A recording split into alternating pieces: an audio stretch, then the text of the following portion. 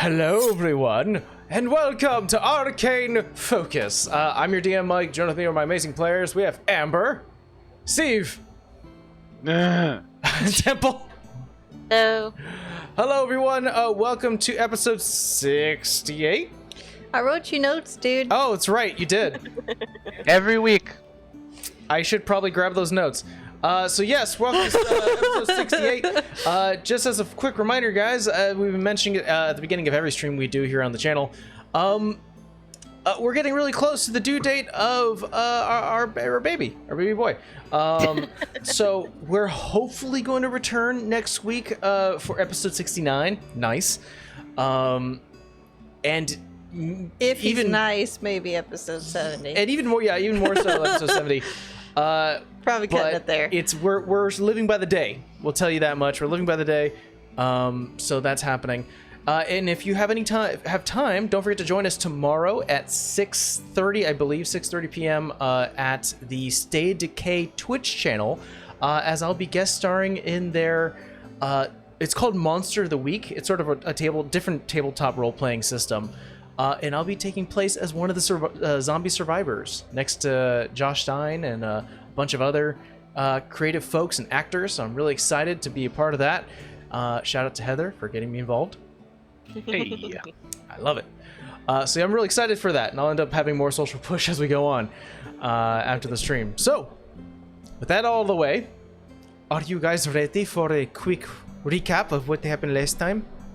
Somebody Sure, had if you that can tell me what accent? session number we're I'm in. like, where'd that accent come from? I don't know. It just sort of appeared. All right. Don't ever do that again. Too bad. That's gonna be the next person. Yep. Next NPC is no. gonna have next NPC is gonna have this accent. Oh no. The sound of horse hooves hitting fresh snow fill the evening sky as the party hitch a ride with Daryl, the captain of the domain guards. Halfway to the castle to participate in the Books and Brew trial, Savannah quickly gets a soft ping of an invisible creature, and with the use of Vera's lantern, spot a cloaked individual who quickly runs out of view. This invisible spy is later found at as the party stops right in front of the castle entrance. With a quick chase, they help arrest the Genesis spy, locking him up for further investigation. However, that aside, it's time for the actual trial. The party enters into the Castle Alrak, and join the trial after presenting the evidence and discrediting the prosecutor's key witness. The employees of the Books and Brew are released, freed of charge. As the three Griffins reunite with their friends and family, frees of chains and shackles, they are informed that in addition to their release, that the Books and Brew will have to be uprooted and moved. They would have to be moved to a new city, so long as the threat on their lives is still active. The team agrees, and as they begin to leave the throne room, a guard rushes in, bated breath as he exclaims, "The Celadon Kingdom is declaring war against the Estivus domain. They are crossing Adagate and the Evergrey Desert." Party is ushered out as they begin making calls via Vera's sending spells. Traveling back to the Books and Brew, Savannah is brought into the Raven's Claw, the city, via underneath the Evergrey Desert, via the teleporter within their basement. There, the senior members of the Thieves Clan, Leon, Morgana, Krito, and Victoria, have joined as temporary leaders. After sharing some key details about the capture of Garwin Kem, they ask Savannah they ask Savannah and inform her that a force has stolen their leader's voice, and they look to her. What should we do? Savannah, in a very leadership moment, informed them that that all efforts should be put into finding one person. And after a second of thinking about it, Artabaxi raised her head high and gave the orders. All Raven's Claw personnel, you are to find Olivia Blake and report it to the leadership as soon as possible. With the order in place, she returns to her friends returns to her friends confident knowing that her entire second family, all eyes on deck. Let's see here. Sorry,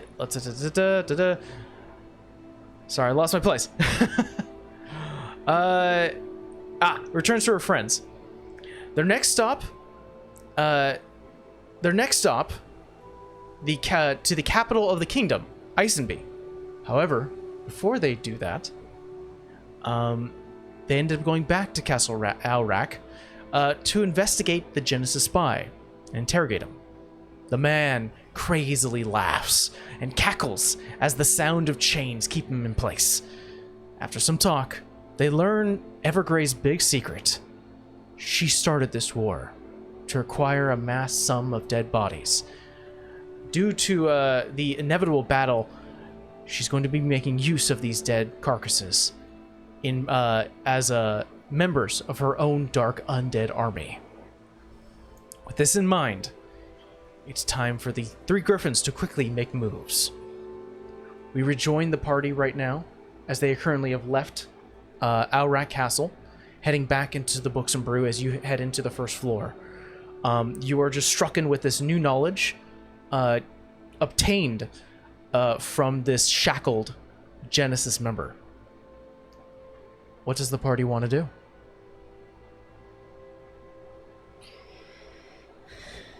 Wait, what time is it? See the... I thought it was still morning when we went. No, it's not morning anymore. You guys, or we were gonna rest and then go. I think. If you'd like, you can. You can definitely rest. I remember you guys did the interrogation for the gnome. Because we didn't really go to witness. the blacksmith? Well, hold on. You guys did the key witness, did the trial, went back. Rolly did his blacksmith, just sort of discussing everything. And you guys have returned to the castle itself and returned back. So I would say it's around maybe 5 p.m. So it's evening. Evening. So I know we're traveling, but we should probably come up with a plan before we go to travel. Yeah, that's why I thought we were resting the night and then heading out. In the morning. Because the only thing I could think of is we need to intervene to get them to not fight each other. So we're isn't a army of the dead from this, no matter what the number is. Hold on. Thought of two things. I wrote myself a note for one thing, and then I thought of another thing.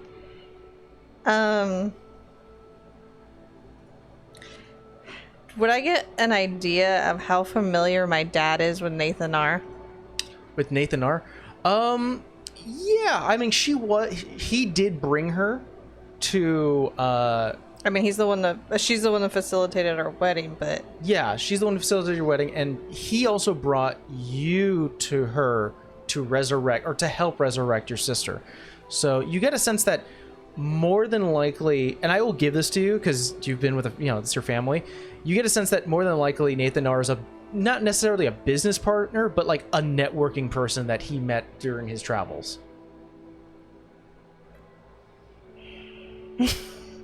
Message really needs to be longer. I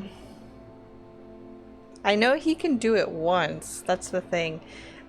My thought of that is if we got... It doesn't have to be Clerics of Palor, but that's like who Vera knows that would be able to try and help stop, especially undead. She wants to put that out, and then she wants to like bug Celia, who can actually get a meeting with the queen. I'm like, that is a plan, but could we prevent the undead part? My thing is like with the queen. Yeah, but my thing is if she doesn't listen and nobody gets there in time, the inevitable is gonna happen, and I'm only one person.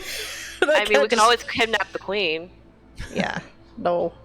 Wait, I'm sorry, what? It's an idea. Are you... Yeah, I don't know. She's been full of those ideas lately. I'm like, my dumb idea to message this queen was just a message. I'm sure if we try to kidnap her, it's gonna hurt a lot more. Rolly's gonna take Savannah into his arms, and he's just gonna kind of embrace her and kind of pat her on the back of the head. Like, it's okay. It's okay. We'll be Give. okay. I'm confused by this weird. fine. Rolly, Why is he hugging me? Rolly, you feel a little bit of the fur on Savannah's body start to go up a little bit, like a cat does when they're just like fizz out. unsure. I do my best to be calm and reassuring.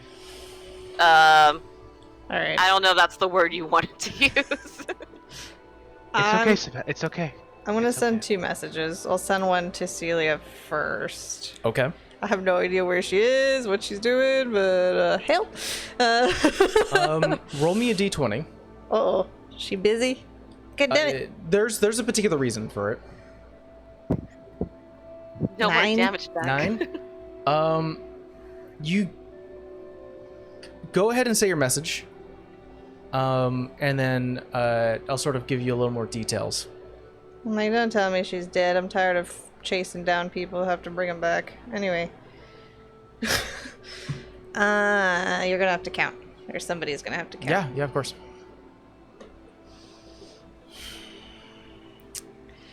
Is it possible to meet with the Queen? Evergrey's ploy is to start this war, and we need to stop it. Her husband's death won't be in vain. Not as long as I'm around. Okay. As your message does send, like you feel the spell leave your body, but there seems to be some sort of interference, and it's not until you get a reply do you get a realization that probably half of your message was sent, like parts of it, and you hear Celia's familiar voice going, "Vera, I'm at the castle," and then it stops. "I'm sorry, and then it kind of like fuzzes a little bit, and then finally, "I'm with Uthiel," and it's like a call Like a that is bad going in and out. connection. So essentially, I think roll me an Arcana check, see if you understand what's going on. I'm assuming she's walking through the fucking hallways and there's a magical block. Let's see. That's my Arcana. I don't memorize that one. It's all like, "Oh, Vera, Dirty 20, 14 plus 6. dirty 20." Yep. Yeah, it's a little bit of some sort of abjuration and sort of anti-divination spell that is not fully there to nullify magic that you get a sense of. It's more or less like it's a soft preventative layer that because of your strength right now and your sort of level, you're able to pierce a little bit of it, which is oddly impressive. Did better than the last one. Anyway. Yeah, but you get a sense that she's probably in a very heavily protected area, and since she did mention the word castle, more than likely she's roaming around the Caspin Castle. I have to try her in the morning. You said you wanted us to do a second spell? Oh yeah, to my dad. I have to like ask him about like 3 different things. Man. I'm thinking, sorry. Can you get in touch with Nathan Nar? Evergrey's plotting war between Domain and the Kingdom falsely to raise an undead army. Also is, how many more words do I got? You got about 8 more words. Is Rolly's family okay? Oh, okay. She had to cram that all into one message, but you know. Is Rolly's family okay? You have 4 more words if you want to use them. Are you okay? Are you okay? I think your father takes a moment. Yeah, I mean, I've been telling him a lot of stuff over message, And- but I need help. Goes, I can get in touch with Miss Nar. Undead Army? Vera, is this the life you want to lead? Mr. Barnwell's family's fine, and so am I. Please be careful.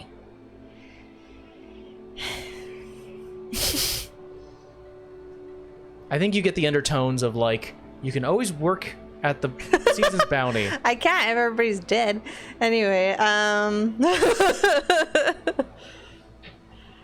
think that's all she's gonna leave it at for now. Because one, I don't want to waste another spell, and two, as long as he does the thing I need him to do, it's okay. Okay. Do you guys decide to rest for the day? Yoshidi. I would. Yeah, that's probably our best bet. Okay. You guys were informed that there were two sections of armies, like of the Kingdom Army. One going through Atta Gate, which will probably reach 6 run in a very short amount of time. However, there was one also crossing the desert, which will be there in about 4 days. So now we have 3 days. You guys, it didn't post in my Discord channel? Weird. Oh, I didn't. I'll start doing that now. While everyone else is describing what they're doing, as you guys take a long rest, so go ahead and get the benefit of a long rest. And as that's going, you guys wake up. It's kind of a cooler morning today. You're already in the north, so it snows constantly, and there's always sort of a new, fresh pile of snow, sort of a layer. But yeah, there's a high wind coming from the north that sort of blows a chill as you have to close probably some of the doors here, or the windows in the actual tower, to sort of let out some of the breeze. And yeah, it's sort of a cooler morning as you start to wake up. If you go downstairs, you can already hear the sound of pots, pans being messed with, as you start to see the familiar yellow skin form of Luna, who's currently cooking something right now. You can smell the smell of cooked meats and eggs, and just sort of like this sweet scent of like jellies and jams being spread on toast. Right now, Moscow is currently leaning over a table, elbows on, sort of hands up to his chin as he's currently talking to Ellie, and sort of sleeping, sort of a kind of like a late morning person, sleeping in one of the comfortable chairs in the corner is Mary, with one of the numerous books that she's taken off the shelves. It's currently resting on her chest as she currently like leans back and is just kind of softly lulling to sleep. Moscow, she didn't sleep there all night, right? Mary? She probably Yes. did. Oh, no, I brought her downstairs, but she wanted to catch a couple more winks. Coffee? Oh, there should be a pot already made if you want some. Go get coffee. I think I'm gonna go outside to go charge this dang shield. Oh, yeah. Yeah, easily enough done as you start to walk out, and you bring up the shield to the light, and you can feel the light getting almost pulled into the actual metal of itself, so you can feel the charge start to take.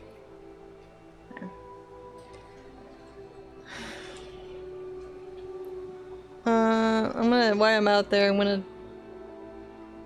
find a quiet place, because I realize not everybody knows that the king's fucking dead. And try and send another message to Celia.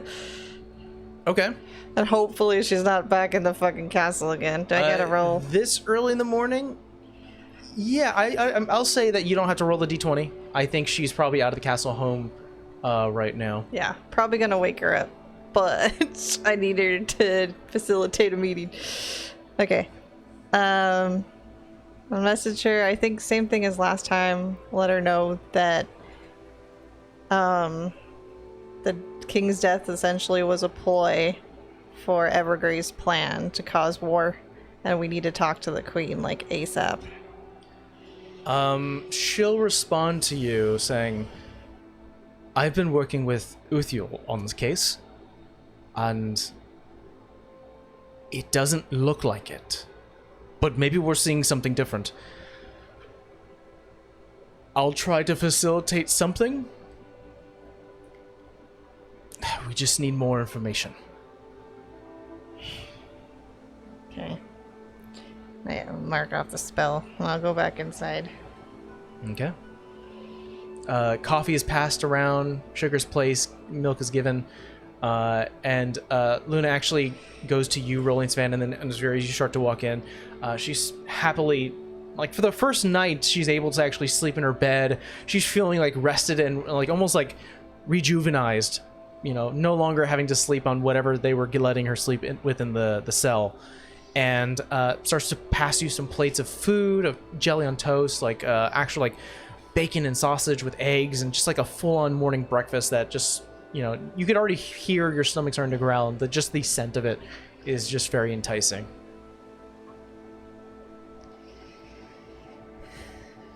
I think I just come in and grab a cup of coffee. I don't think Vera's that hungry. I'm gonna eat. Screw that. Yeah. I just remember what happens to us when we go through the portal. I'm good with just coffee. Crap. That's right. That dawns on Rolly like the moment he's already got the food in his mouth, like, oh crap.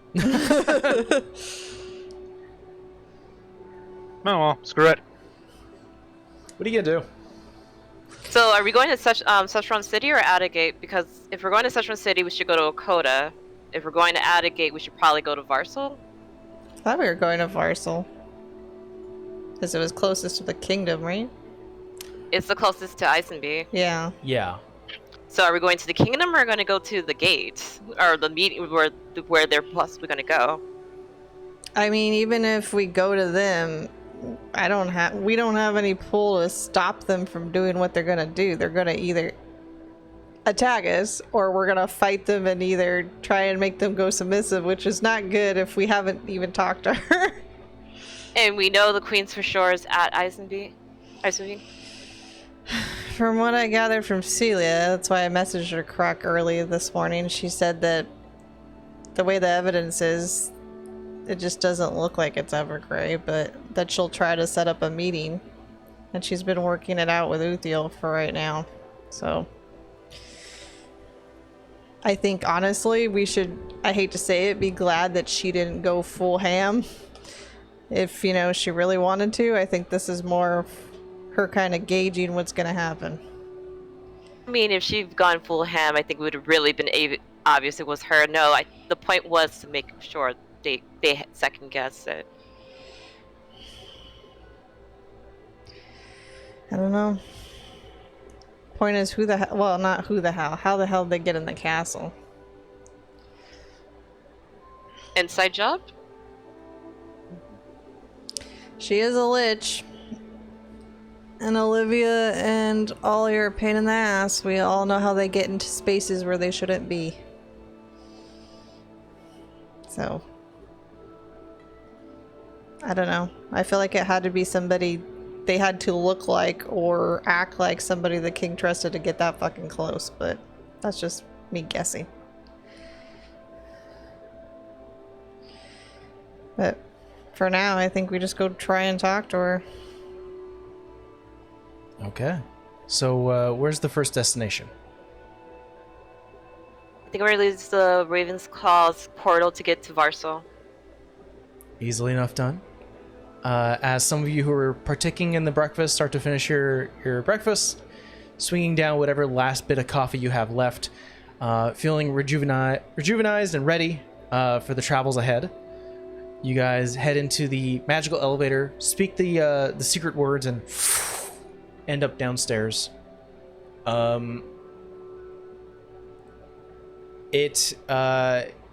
You enter in the Raven's Claw, the secret underground lair underneath the actual desert itself, as you enter in the Nexus, the numerous teleportation portals that lead to the different locations here on Mostead.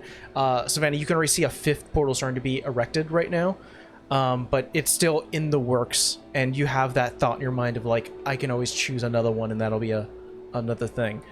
But I think Vera and Rolly, since you haven't been down here since the announcement of the voice, the little temporary leadership roles, you see that most of the Richards that usually walk around here discussing things, learning, training, have all sort of moved back towards where all those stone huts and houses were when you first entered here, near the sort of the tomb-centered area where a lot of like the traps are. They've sort of migrated to that space, and you do see several other figureheads talking amongst themselves. You do see Leon there, as they all kind of give an eye to you. Not really like aggressively, just sort of like catching your presence. Leon sort of taps everyone's shoulders, sort of giving you guys a pass, sort of giving you a smile and a wave as you guys enter into the Varsal locale, going upwards towards the kitchen, exiting out into the shopping, the actual entire shop market space that Varsal is, the ringed city with the internal ring area where all the ritzy shops are and important magical spaces are. But you guys entering the outer ring, as you can hear the cry of merchants screaming for morning deals, the sound of clopping horses as they go from one end to the other, people screaming for deals, people buying things, bartering. You see a couple of beggars off the street asking for money. It is a busy day today. Real fast, I asked the party, are we trying to stay here? I think we were just going through to Eisenby, weren't we? Can I roll for my carpet then? Yes, you may. Besides, I think we gotta go visit Gina Lee, nice. too. That's a nice and be, wasn't it? Okay. So 3-day ride, 2-day wait. Wow. We could say until you guys decide, because I heard Gina Lee, and if you want to do that, you can, or if there's anything you want to buy here, you can. We could say that doesn't activate until you decide to leave. Okay. I think Vera just nudges Rolly like, are we going to go visit your girlfriend? Oh, Rolly blushes a little. I mean, if we leave and we don't visit her, I mean, I'd be pissed, so... I need to work on my weapons, that's all. Mm-hmm. Me too. Clearly telling he's lying. Yeah, it's like my passive insight's pretty high. I was like, uh-huh. Clearly telling he's lying. I'm not even gonna. Nope. The not red even in gonna your make a face, challenge. Rolly, is matching your hair. Oh, sorry. It's like really It's hot okay in if here you all of want a to sudden. actually see her. It's so you weird haven't that- seen her in months. It's so weird that really that's actually true, since the domain is much colder. Broly is pulling at strings here, man. He's trying everything he can. He's like, shut up. Shut up. You don't know that. Could we just go? I that food was really good, and I know what's about to happen, and it makes me all the more sadder. Yeah, the food, Rolly. The food. Yeah, I mean, we're short on Shut up, time, Nana. but we're already here. Might as well go visit her. I mean, she might have something useful in the shop, so let's visit. Yes. Yeah. Let's go. Not a problem. Yes. You guys weave your way through thick crowds, passing by numerous people. Vera, just roll me a perception check as you start to bump into people randomly, just going through carts and boxes, headed towards where the main road is that leads into the internal circle. Perception 16. 16. Vera, as you start to walk behind, you're like the last one in the line. It's like Savannah, the nimblest one, to sort of weave and wob through different people. People are making a wide berth to Rolly because he's such a large guy. And Vera, your armor actually screams a lot of respect, and people actually start to give you a berth as well as you start to walk behind. One person actually is not really paying attention and actually bumps into your leg. You look down and it's actually a smaller dwarven figure, a man with sort of this bright red beard, slick back hair. You see that he's got like everything's been cleaned a little bit as he kind of looks towards you and goes, "Hey, oh my God, Vera!" And you hear the sound. You recognize a little bit of the voice. You look down and you see Pop's Trillohand. Oh, it's been a long time. It has. I haven't seen you since you were in the mountain. Well, you made it out alive. That's good. Well, of course, I'm a hunter. I know how to navigate the fields and the forest. Mm-hmm. That's why I had to warn you about the wolves. Well, sometimes you forget. You know, it was a new city for me, at least. I'm learning the ways. Where have you been? You're a troop member. Not exactly, but around. I've been around. Kind of looks you up and down. Well, you look world experienced. That's good to see. It's been a few months. Are you joining up as well? Joining up what? The army. Not in a way. I'm more here to talk, if that makes sense. Ah. Diplomat sort. No, the word of tongue actually kind of escapes me. I'm actually joining my crew here, and he kind of points towards what looks to be like a troop of like 7 other men and women who are off in the corner, who are just like looking at this sort of the conversation, almost mirroring Rolling Savannah as you turn around and start to see this conversation happen. He goes, "Oh yeah, we're actually heading our way up towards the mountain pass towards Attagate, going past there. You know, How long has she been asking for the army? I thought she already sent them. Oh, no. They've been asking for volunteers. People to join the ranks. Oh, Pops, please tell me you're not. Don't volunteer. Of course. He kind of motions towards a badge. He goes, front line. Don't volunteer. I've already done so. I'm going to do my duty to my kingdom. You're doing your duty in vain. That's why I'm here. No. You know I wouldn't say that if I didn't mean it, given the fact. Just trust me on it. Let's just say things are not what they are, and this war would not bring anything good. It's in vain. He taps your leg and shoulder and he goes, listen, we all have a path to lead. If you're trying to use your words to stop some of this, that's fine as well. For now, I'm going to protect my men. I'm going to protect my country. They killed our king. Vera, I'm not sure if you heard this. I met the king. I know. You met the king? Yeah. Goodness, you are worldly. Walking around, look at you. He's kind of smiling, happy to see you, and he goes, listen, I need to go, but it was nice seeing you. I know you're going to go off and doing what you got to do, but wish me luck. Will you find me before you leave? We're actually heading out now. I don't think I can like persuade him not to go. That's the problem. You get a, like, much like how our own military, he's already enlisted. Pops, I swear to God, like, I can't tell you everything. There's a reason why I can't tell you everything, but you're going in vain. Domain people, I'm sure that's where she's sending you, did not kill the king. Something far worse did. Well, I think we're stationed up in Attagate. We're supposed to go in front when everyone's collected, so it should take us a few days. Gives me time then, I guess. I don't know what to tell you, but it was good seeing you. Do me and Rolly hear this conversation? Oh yeah, Yeah, we're here, right? This is happening. Oh. Like Vera, the one stopped. She's the one behind you that stopped, and they're having this conversation. You guys have walked like 3 feet and turned around and saw this happen. I just kind of throw out there, I'm like, hey, by chance, who's your troop leader? Like, who's in charge for you? Oh, and he kind of like motions towards the back, and you see sort of this slick black hair of what looks to be sort of like this like almost dark green tiefling man, who is currently like picking a little bit of his teeth, sort of like morning breakfast, and is kind of talking to some of his other men, sort of stopping, occasionally giving eyes to you guys, and then kind of like looking at Vera's armor and going, okay, and then sort of looking back. He goes, to that gentleman over there.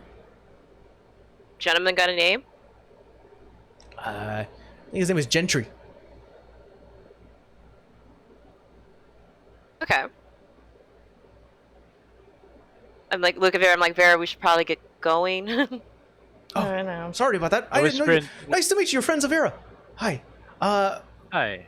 Pleasure to meet I you. whisper in Vera's ear while he's talking and say, you need me to tie him up somewhere? No. Yeah, just a thought. Well, happy to meet you all. I guess we'll see you around. For the kingdom. Turns around. Starts to make his way off.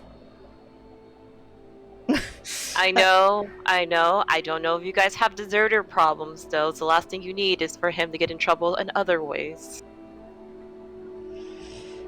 I can't physically stop him, but like I don't know. I'm sure she's painting it however she wants to paint it because that's her view on it, but I'm just like, she's gonna get more and more people killed, and it's not even her fucking fault. But I mean, We always try to stop, and I point to Gentry. Stop that one. That'll stop all of them. Not if they're taking You want me- volunteers. It'll just stop this group. Do you want me to stop this group? I don't want you to hurt them. Who said anything about hurt? It's Rolly. He just Okay, so there offered might be to a tie broken them up. leg. So there might No. be a broken leg. It's nothing we can't heal after the fact. We? Well, yeah, you're just as much in this as we are. Thought we were a team. We're not breaking Come on, any Vera. legs. Okay, fine. I'll try my best not to break any legs. Jeez. Or anything else. They're just I mean, townspeople. what if we break the twigs on the ground? Am I responsible for that? If you step on them. Who put them there? Nature. I don't know. So then this is nature's fault, is what you're saying to me. How did we get here? I don't You know, Wait, weren't you the one that said you wanted to kidnap the queen? Yeah, that is fair. Yeah, how did could we get not? here? Could we not talk about? Savannah? Okay. Yeah, let's talk about that. the chaotic hype between Savannah and Rolly makes so much sense. The fact that they traveled together in the beginning. Could we not do that in the kingdom right now? I'm a domain person in the kingdom, and the king is dead. Don't. Maybe you shouldn't think of it in the first place. No, That's what? all I'm saying. I just smack with Rolly. I go ahead and do the bear hug and I start patting her in the back of the head again, like, shh, it's okay. I think It's while okay. they're doing this, Vera's just walking over to freaking Gentry at this point. Yeah, the dark, sort of like forest green tiefling who's sort of surrounded by these 7 other men, or 6 other men, kind of sees Pop start to walk forward and he goes, all right, let's go. Sort of turns around and starts to walk, and as you start to intercept him, he's like, good day, ma'am. Morning. Morning. How soon are you guys headed out? Like right now, or can it wait? Well, by the crown's orders, we'll be leaving about like 10 minutes. By the way, it's such an honor to meet a troop member. I haven't actually met one before. Oh. It's a long story why I'm wearing this armor, but I'm not a full-fledged troop member. I think I'm just an honorary one at best. He gives you like a side eye, like, what? And you immediately see the shift and change. He goes, I see. All right, well then it was nice meeting you, Miss Arcane. Arcane. Have a great day. And starts to walk around you. Because she feels like she's not going to get anywhere with this unless she charms him, and she doesn't want to do that. Actually, gonna sneak up to Vera, and I'm like, I can always give him a suggestion. That's only going to last for a few minutes, isn't it? I mean, it's just gonna suggest. Because Maybe look at the spell. Up to 8 hours. yeah, try it. I mean, I don't know how far he's going to get in trouble, but it's worth a try. Is there anywhere I can hide that's 30 feet of him? You can hide within the crowd. It's All so right, jam-packed right now that you can Assassin's Creed this. You can like blend in with people and immediately lock eyes with this guy. All right, so I'm gonna hide and cast suggestion on him. He gets disadvantage because you're hidden, right? Mm. Oh man, this is awesome, my ability. Well, that's good for you because one was a natural 19 and the other one was a natural 2. So All right, so that disadvantage. fails. Yeah. We have time. Let's go to dinner for team building. You put that idea in his mind. Yes. He stops his march. All the other men sort of like careen next to him, and they're like looking at him as the words start to invade his brain and mind. And he goes, "You know what, men? Before we actually go into battle, we should probably get to know each other's skills before we do. It's best for the crown. Come, trail around. We'll learn about each other, and then we'll have some dinner. And we'll take off."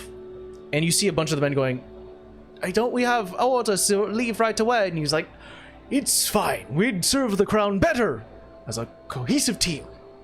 And they're like, all right, I guess so. And immediately they start to walk, circling the actual city. Well, that will give you a few hours. You got something else to stop them. I think Vera's hair turns red, not because of anything Savannah did, but she's more or less thinking that the queen made her own people volunteer, and they seem pretty damn nice, and she's pissed because if she wanted this to be a true war, she'd send the damn troops, and she feels like those people were more capable. So she's just kind of like pissed that she's letting like the bystanders do it. Because I can't read her brain, I think she's mad at me, and I'm like, what'd I do? Yeah, that's about right. Like she's just sitting there thinking about it long term. No, what you did is good. I'm mad at the queen's approach because you look at them. They're nice people. If she really wanted, not to say that would be good either, she would just send troops that are trained to do this, not just people that are nicely volunteering for her damn cause.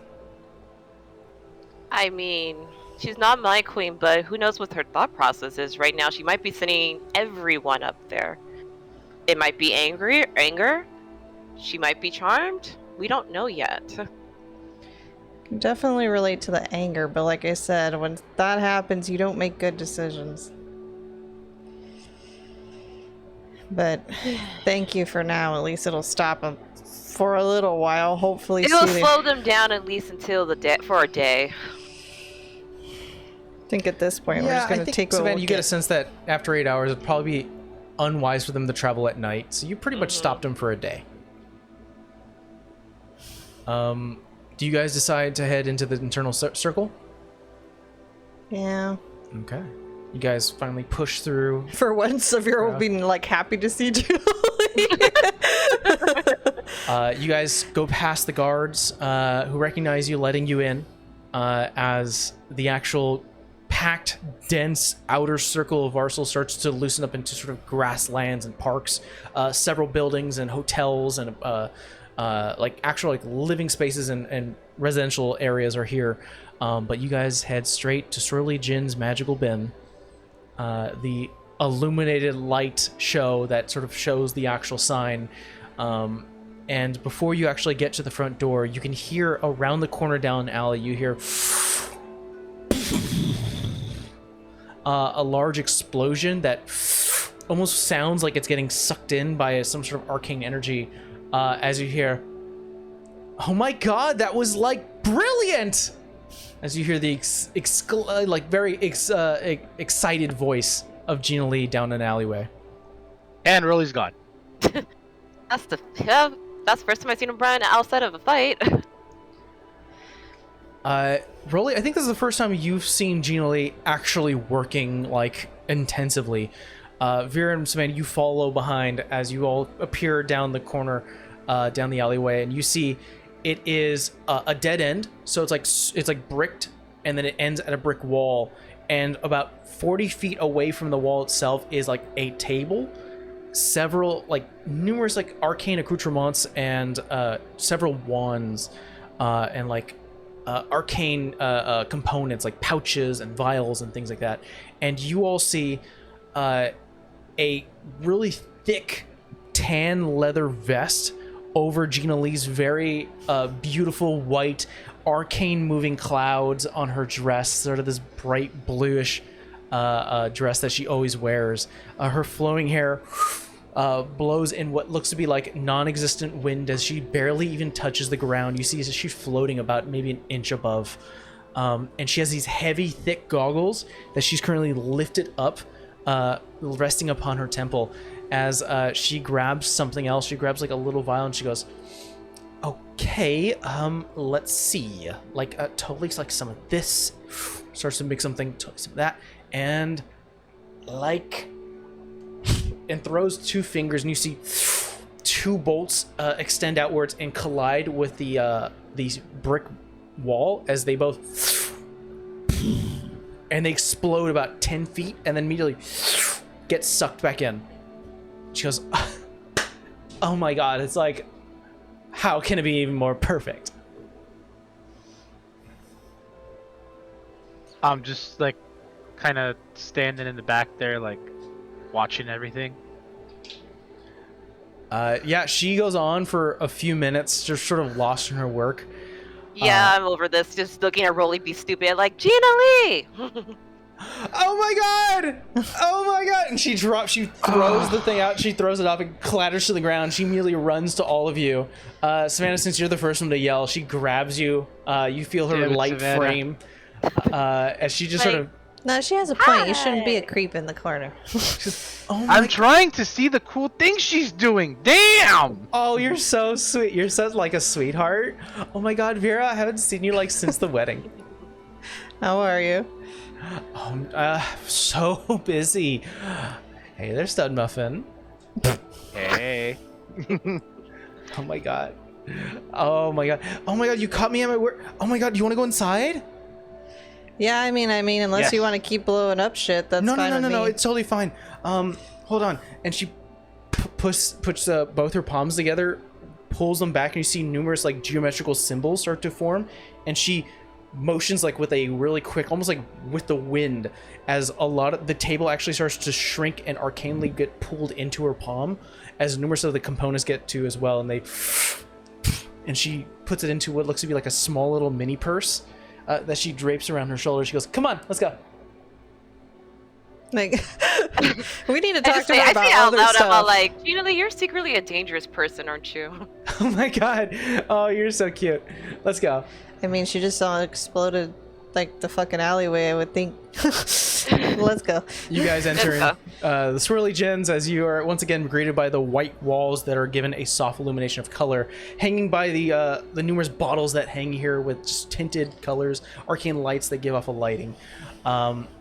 A lot of her store looks bare at the moment, as she currently puts down her bag, or sort of her purse off to the side, and she goes, "I'm so like sorry. I've been like super busy. I think I told like Rolly this, that I was like working a lot, because of like the war.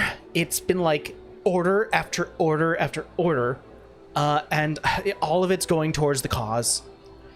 For troops or for the volunteers? For like both, like all troops on deck. They're sending a couple of troops like to like really important spaces, and they need extra hands. So like it's like troops and volunteers. It's insane. How you guys been? I mean, how do you feel when you find out your home is about to get invaded? Oh, I'm sure that's not good. Gina Lee, have you ever met the Queen or been in the castle? I'm just curious because you do a lot of work for them. Oh heavens, no. I actually get work orders from the crown. Okay. I'm just trying to work things out in my head. Anyway, talk to Rolly. We brought him here.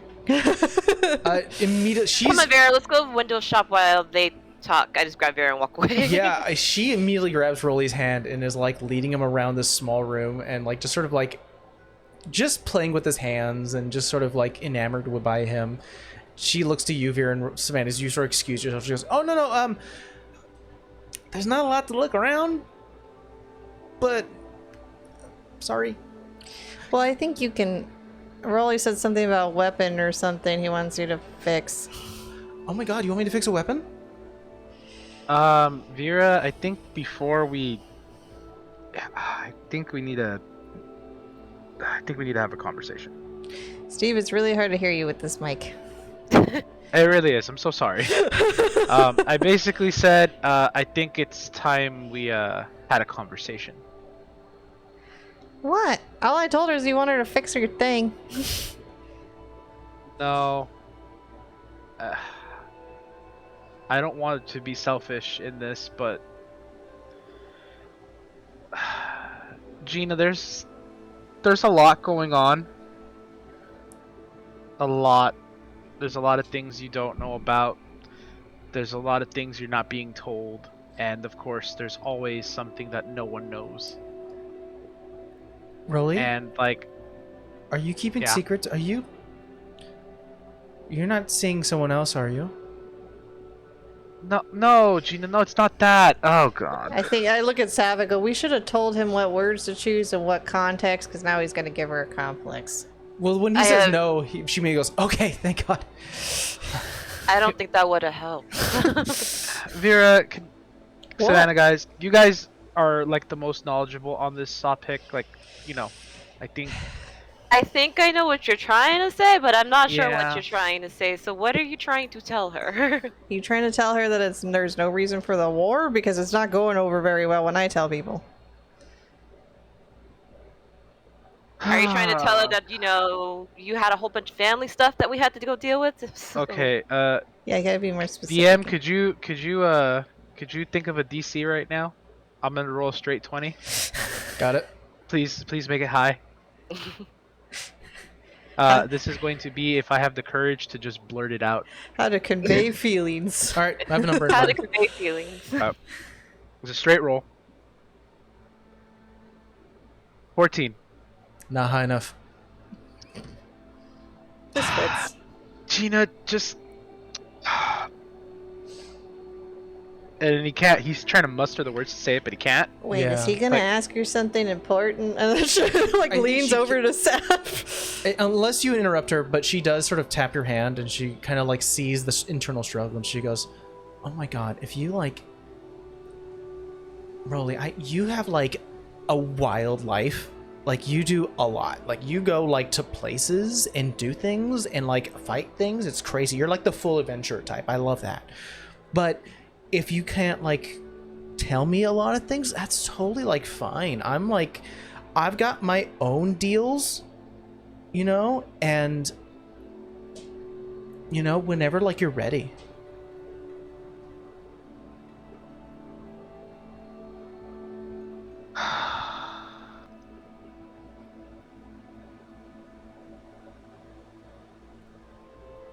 Could you give us a couple of minutes, Gina? Wait, we're gonna kick her out of her own We're story. gonna kick her out of her shop. Okay. No, I'm not kicking her. We're gonna step outside, of course. But Yeah, the of point course. Is, You sent me a message like a few like days ago about like yesterday. You wanted me to do something with like your weapon. Do you want me to get some things ready? yeah, Gina Lee, I don't mean to push this on you, but you are like the only one I can trust. Like the only one. Like you don't understand. Like literally. And then you're gonna see Rolly start to break into a little bit of the Gina Lee thing. And Like you he's don't broken. understand. Oh, no, I think he likes her. He's mimicking her. Okay. No, I I'm so flattered. I'm about to get into some very hairy business, and I need to be as prepared as possible. And I give her my greatsword, and my greatsword, my great axe. Yeah. My bad. Sorry. Like, okay, I'm sorry. All right, literally, sorry. No, it's like a totally fine. And she sort of puts her hands out, and before the metal and the leather touches her hands, it just floats like maybe an inch away. Like she's never touching something as she places it. Like I think the only thing she's really touched is like she's hugged you guys, and like especially you, Rolly. Like she's definitely been intimate with you, but she definitely doesn't touch a lot of things. She puts it down onto the counter, and she's like, "Okay, before you like have to do your talk and everything, I've got like some ideas. All right, I've been like super busy preparing for like this whole war, and a lot of like the crown is asking for like enchantments, and dealies like that. But because you called him ahead, I was able to prepare a thing.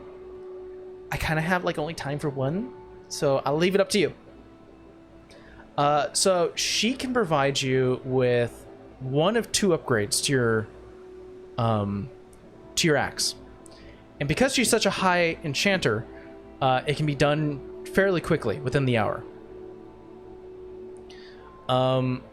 She can either give you a +1, so that's a +1 to both attack and damage, or something special that she's been cooking up for you, is what she's calling the Talker's Blade. By inserting the sending stone, her sending stone, into a alcove that she's going to etch into your blade, you can understand all spoken words. Oh my god. Also, Jesus. whenever the wielder lands a critical hit, the receiver must make a DC 15 con save. If they fail, they are unable to speak until the start of your next turn. That's pretty good. Damn, That one. Damn. You actually have me really like Damn. The side effect is that you have to make use of the sending stone, meaning that you are unable to send messages to Gina Lee during that period, and it actually has a cooldown of 24 hours. So essentially, you cannot remove the gem until it's been 24 hours. At that point, you can remove it anytime. But anytime it's in your axe, it has that effect. I mean, if you hit a caster with that thing, and they That get is what I'm yeah. thinking. That is a big right thing, now. is that it prevents vocal components. Yeah. Okay. I was coming in here because I know the axe already has a +1 to it has a +1 to damage, I believe. No, sorry, a +1 to attack. Here we go. Oh, okay. But that's actually really useful. She will not be able to give that. She would have to. Essentially, the way enchanting works in this world is that you cannot double enchant an object or a weapon. You have to de-chant, which takes a while, and then re-enchant it with whatever it may be if you're asking for like a +1. thing. So essentially, you'd be losing that +1 to attack, but you'd be gaining this ability.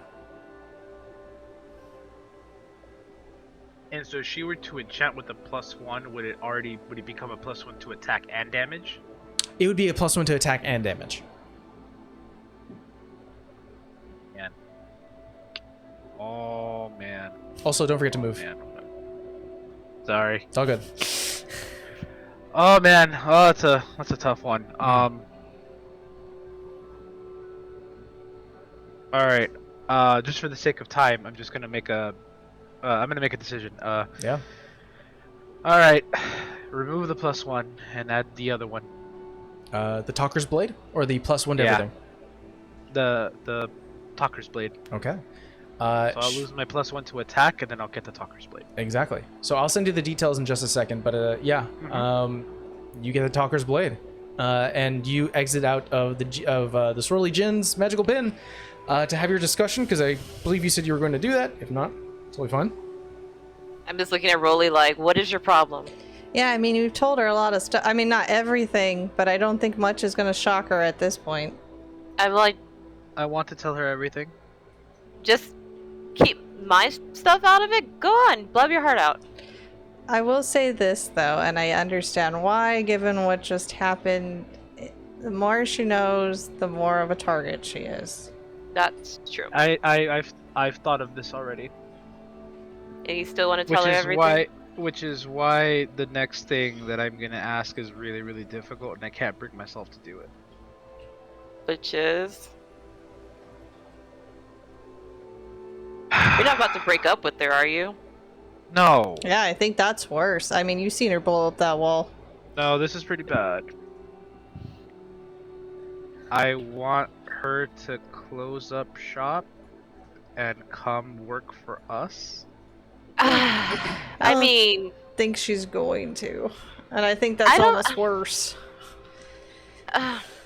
Here's the deal. She's making these weapons and things for all these people, and like, what if we can't stop this? What if we don't get to it in time? What if, people still die?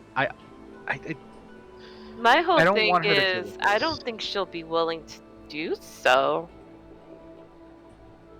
You Maybe kingdom if we people tell feel her. the thing about duty. She might feel like it's her duty to stay. I mean, you kingdom. Listen, I just don't think so because it's her shop and she's been there for what, 5 million years? That's my point. And she just does the jobs for the kingdom because it pays the bills. Otherwise, she probably wouldn't have the shop. But I just don't think she'd uproot everything. And that's asking a lot. But at the same time, if she comes with us, I don't know if the target is worse here or with us directly. I mean, if the way I see it, it's already bad enough that she's producing all this weaponry. She's doing all this stuff for all these people that have no idea what's going on. People are gonna die. It's gonna be on her. It's gonna be on the kingdom as well. But at least if she stops doing it and she comes with us, she might be able to do something for the betterment of everyone. She might be able to not make weapons of war for a stupid. Oh, this old bag. My swear thing I'm gonna about find that, her. Rolly, is if it's not her, it's somebody else. It's just I we know. have pooling power with her. Ah, I have a question for you, Sav, and I know it's complicated because LR's and the voice thing, but do you ever use them or use that group to spread rumors by chance? I mean, I can. What if somehow we start putting rumors to instill doubt? Maybe it'll slow down a little bit, because right now they're so fucking gung-ho. Because, I mean, I get it. They think the domain killed their king, which we know is bullshit. But we're talking ourselves blue in the face, because it's only us three. If somehow we could... We are putting small jobs out there here and there, so our spread isn't as wide as it normally is. Even if it's But- just here. Make I could people put- question. I could put something out there. What did you have in mind? I don't know, like if we just start spreading rumors that it may have not been the domain, that, you know, there's something bigger afoot. I don't know what they released from that trial, to be honest. Like, I'm sure people know a trial was held about what.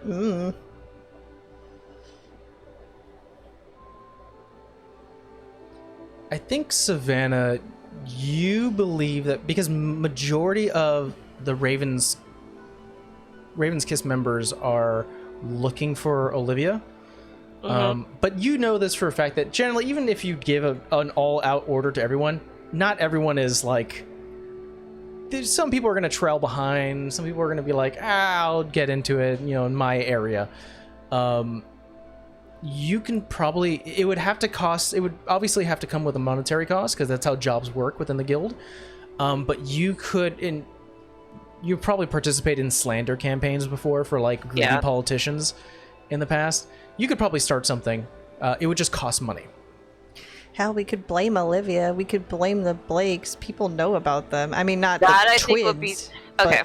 I actually think that one will show our hand. We need something more like cast doubt it was the domain, but somebody in the kingdom, like somebody else wanted the throne. But make up a fictitious person, because we don't want to put somebody else in danger. You could say like maybe a different queen, because nobody knows who the fuck Evergrey is. Or just say I wonder if we can make up a usurper of crime the throne. boss. Maybe. I wonder if we can make up a crime boss. Roll me an intelligence check, Savannah. That is going to be a 16. 16. You've made fake IDs and fake identities before. You can probably grab a Raven's Kiss member, dress them up, give them some fake papers, put it into the right people's hands, make them real, and then cast some shadows on a person that doesn't exist. Let's go. Do we want to get information of what happened to the king first, or do we want to go put this order in now? Well, they talked about that succubus. What's succubus? That one, I can't think of her name. Amber can't remember her name. Zigmoy. Yeah, Zigmoy. When you said somebody came to your village, Rolly, and it ended up being her, what did they look like? Before like all that happened with the disease and everything.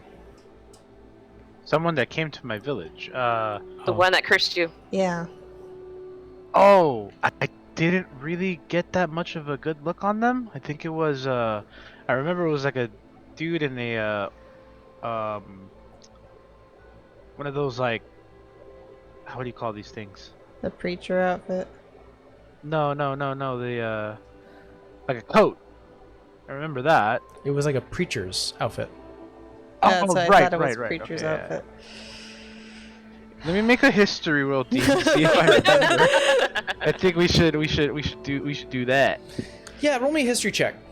I'm just All wondering right. if we could tie her in somewhere. But like a lot of people don't. I don't think Alright, they. 18. 18. Oh. Yeah, you remember it. It took a moment, but it's like remembering the scarecrow. It takes a moment, and then you remember it vividly. Where you're like, that thing freaked me the fuck out, and you start to remember the time that this creepy, thin, skeletal-looking man with like growths coming out of his neck, wearing what looks to be like a tattered, like obviously like worn out from like this the swamp nearby, cloak and preacher's clothing that scared Cat, and you had to come and defend him and shoo this person off your land. You remember this person. Sometimes it haunts your dreams a little bit.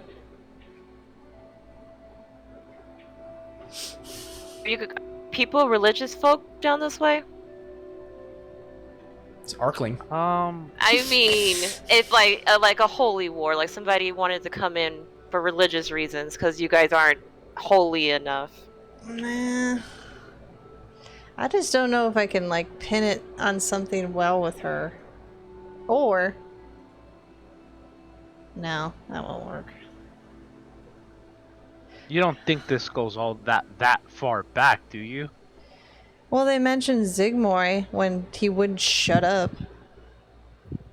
So I'm sure they're pulling all their forces. They probably have deals with all sorts of people we don't know about. That was a while ago. That was what, way before I even met you guys, I think. Mm. I mean, the Blakes have been around, as far as we can discern, for literally hundreds of years. Yeah, but I mean, do they have the ability to see into the future? Because I assume that they don't, given the fact that they've only been a pain in our ass just until recently when we became a pain in theirs. I mean, but this whole plan with Evergrade's been going on for hundreds of years, so that's a lot of history to build up. Who knows who's involved where? Yeah, Zigmoy, that No, might have I just get- been one of her things that she wanted to do. And they were like, okay, I don't care. As long as- Another cog in the machine of this whole thing. Yeah. Ugh. Dude, we need to take this thing. We need to take this out. I think just keeping it simple, that it wasn't the domain, that it was another force in the kingdom somewhere. I have an idea, but what are we gonna do here, Rolly? I mean, do you want her just to go hang out at the farm with your family? Get her out of here? Would that make you feel better? Yeah, I've done a lot of things, Savannah. You've seen a lot of what I've done. You haven't seen everything, but I've done a lot of things, and it just doesn't sit right that she's basically arming people that have no idea what they're walking into. These people are gonna die unnecessarily, and not only that, they're then going to be used for a much more infernal purpose. Like, it doesn't sit well with me. I don't want her to think that she's the sole cause of it because she's the one that armed everybody, when she could have not armed everyone and it wouldn't have been on her. Rolly. What? She's an adult, so she has to make that decision on Speaking of herself. Gina No, Lee. but what he said Yeah. was so sweet, though. But No, I know. it's but like maybe, Akira, you're right. I have an idea, though. Come on. I take Rolly back inside. maybe you just tell her the real reason that you don't want her to make these things, and maybe she'll just make the decision on her own. No, that's the same. Like, I have an idea. Come on, Rolly. But that's half of it. Savannah, I know, but I have an I idea. want her to Savannah- be close by. Savannah grabs your arm, Rolly, and Vera, you follow along as she leads you back inside. Gina Lee! Oh my god, yes! And she kind of like peeks through a curtain on the back, and you see that there are like bits of glitter against her cheek and chin and everything. She's like, huh? We have a conversation. 1 second. I'm gonna. Okay, sorry. Okay. Hey. Are we sure about this, guys? She's gonna know. Well, it's better for her to know. Oh my god, you guys are like always so secretive. It's so weird. It's a lot. How busy is the shop right now? The shop itself is bare. How many orders are you placing right now? I'm working myself ragged. You want a vacation? I would love one. How would you like to close down shop and spend some time on a lovely farm? She immediately looks to Rolly and goes, "Oh my god, are you serious?" We need you to. Things are complicated. Come clean. I am gonna come clean. Shh. Things are complicated. We want to protect people and protect you, but we need you to stop providing things to the kingdom for their safety and yours. Roll me a persuasion check with advantage, as everyone's currently like kind of leaning into this. Thank God for advantage. And there's a 18. definite like silence, like just a tension. Like, you want me to stop making money? Yeah. You 18, you said, yeah? 18. She kind of leans against the counter. You see the glass and sort of reflecting off her sort of white skin, or light blue skin, as she kind of like looks at you with the sort of the bright white eyes, and kind of shifts them between all three of you and goes, "Okay, I have to like finish my last 5 things because they like paid in advance. The other ones have not paid. I can totally fuck those guys off. They don't, you know, if they haven't paid me, that's fine.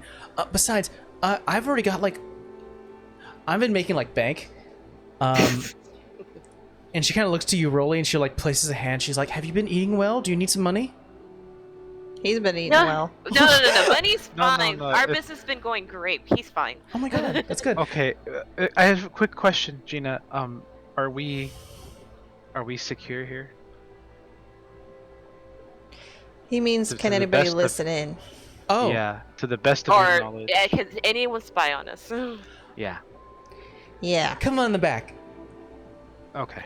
And That actually comforts me a little bit. as she brings you to the back, she starts to talk. She goes, "The actual walls of my shop are very high abjuration spells that can kind of nullify a lot of things, but it's not built for defensive against divination spells. Those things are really a lot trickier, but I like to keep all my core secrets behind the back." And as you are led into the back, you actually see that as the curtain is pulled away, you see what looks to be like a false like mirage. And as she currently taps it with sort of like a symbol, arcane symbol with her hand, she shifts it and you see it pulls back and you see a warehouse, a full, like, I'm talking like several 100 feet deep warehouse of just shelving units, arcane lighting. There's like a track that moves like a moving platform on the wall, on the floor, that she kind of steps on and she starts to like move with it. And she's like, "Come on." Don't sell the shop, Gina. You keep the shop. Oh my god, I just let out this guttural like, That's why I said vacation, not her quit. and you see like a lot of empty shelves. You see a You're lot of empty back. shelves, and you see empty boxes, like things that were once here or that were sold and shipped off.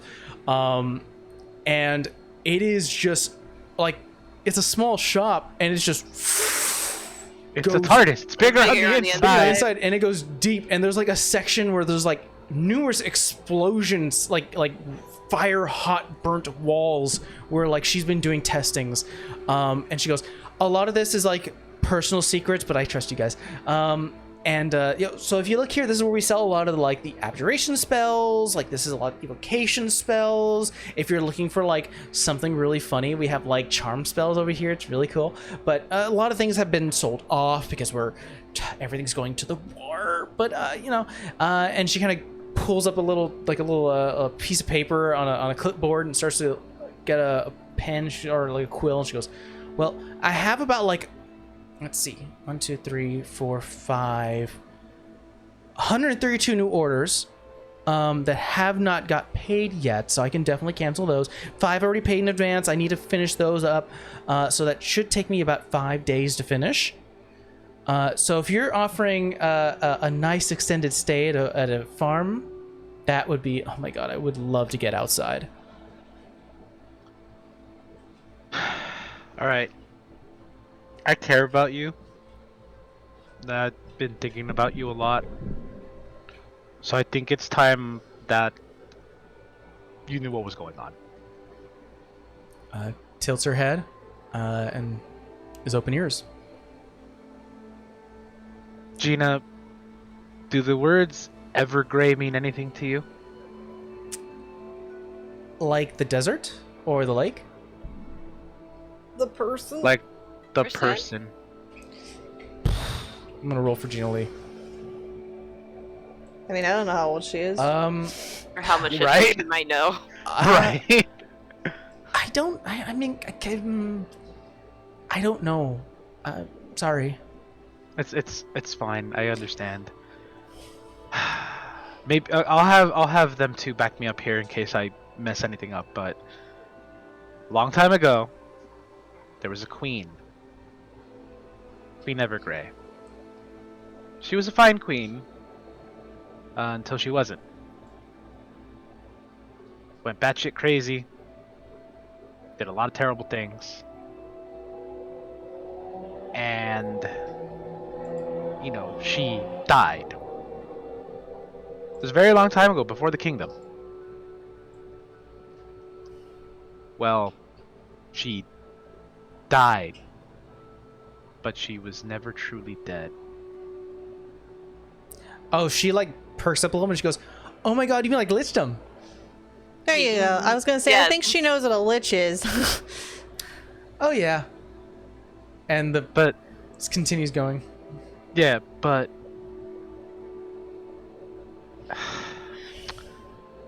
obviously you know about the king dying. Oh my god, I was like the first one to know.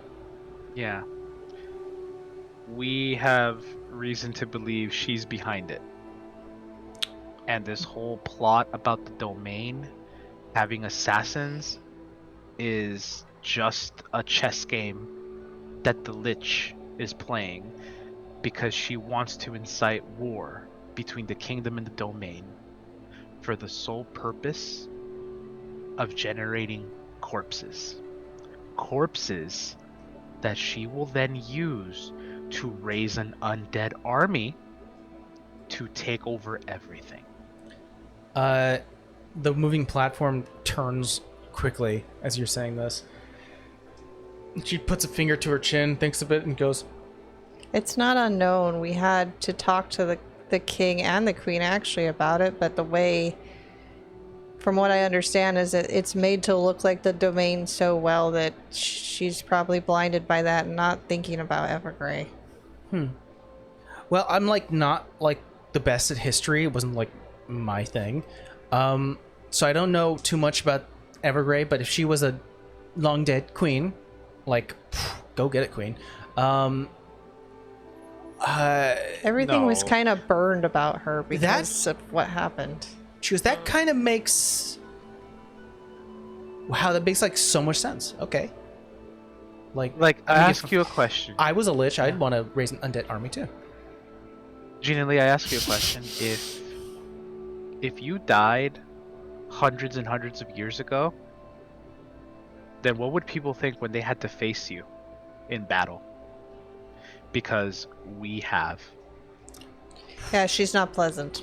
Ooh. She is not pleasant at all. She is currently a little bit beyond our ability. Okay. We were lucky to get out alive. All right. Well, you're certainly scaring me now. This is scary. Okay. Well, I'll, maybe we will take that vacation. And the platform curves a little bit, and you look into what looks to be like a room that currently has a door open. And as you peer inside, you just see a mountain of gold. As it skirts again. Jesus. That his eyes just went big. I'm talking. The first thing like, out of my mind is Savannah. No. Yeah, No. no. That's Savannah. It's like I That's think Savannah. me and Rolly look at her like we don't steal from friends. I think it's We No. like a. don't steal from friends. It's like when you go into an actual warehouse and you see that there's like the foreman's office is like a little section built within the warehouse. It's just a mountain that's currently out there, and it turns left, and you see actually your axe further down the line on a table, and what you see to be an illusionary duplicate of Gina Lee, who's currently messing with your axe. Oh, that's so cool. That's so cool. I'm just taken aback by all this. Like, wow. That's all I could say. Wow. Well, I mean, I'm totally down to like stop my orders. I have to make the 5 though, so it's really, really sorry. I mean, I've got a profession to keep. And like, where am I going? Well, you have air, so you'll be fine. But they have nice bread bowls there, but it's a little hot. Oh, Okay, she temperature. doesn't have to go there. She doesn't Yeah, have to. I think it'd be good. That way we have the Yeah. eyes on everybody at the same place. You're gonna go stay with Rolly's family. They'll like her, I'll like meet your her. family. and you can touch base with her and them all at the same time. Oh my god, really, it's moving so quickly. Although I feel like we should have introduced her before. I think so. I Would've mean, probably been the better idea. I did tell your dad, and then you got mad, and then he told you to be polite. Yeah. That just makes me know they'll take care of her. Yeah. You guys reach the end of the platform as the duplicate tries to talk, but weirdly it does. No voice comes out as it motions towards the real Gina Lee, and she goes, "No, that's fine. You can like go now," and it disappears. And she goes, "Okay, like where is like your home?" I think you told me once, but I'm sorry, I'm so busy. It's smack dab in the middle of nowhere in Plenton. Oh my god, you're like so far away, so traveled. Yeah. I think I could speed this up a little bit. Just take me about maybe 2 minutes. She sort of looks at the thing. She reaches for underneath sort of the dress, and she pulls out what looks to be like a moon symbol. Holds it close and closes her eyes, and you see about 4 other duplicates of her emerge, and they start to quickly put runes, put symbols on the air. The actual axe starts to spin midway, and she turns to you, like smacks her hand. She goes, "Okay, Blenton, I can get there in like 5 days once I'm done." By yourself? Of course. I mean, like, I don't like travel. Like, I teleport. Oh, that is safer. Okay, so That'll I'm do glad it. you said teleport. I was for a second, I'm all like, how are we gonna get her there? Question for you: where the heck is your brother? Oh, he is. I actually have the city for you. Remember her telling us last time, and we never asked. Still Dunking. Here we go. He is in Struckrow, which is about 3 days north. I have a few friends watching over him. I was gonna ask if he was okay. Oh, he is. And you see, like, the gentle Gina Lee kind of get a little pissed off, and kind of like, oh, he is. Well, I know that face. I have a brother. All right. I won't ask.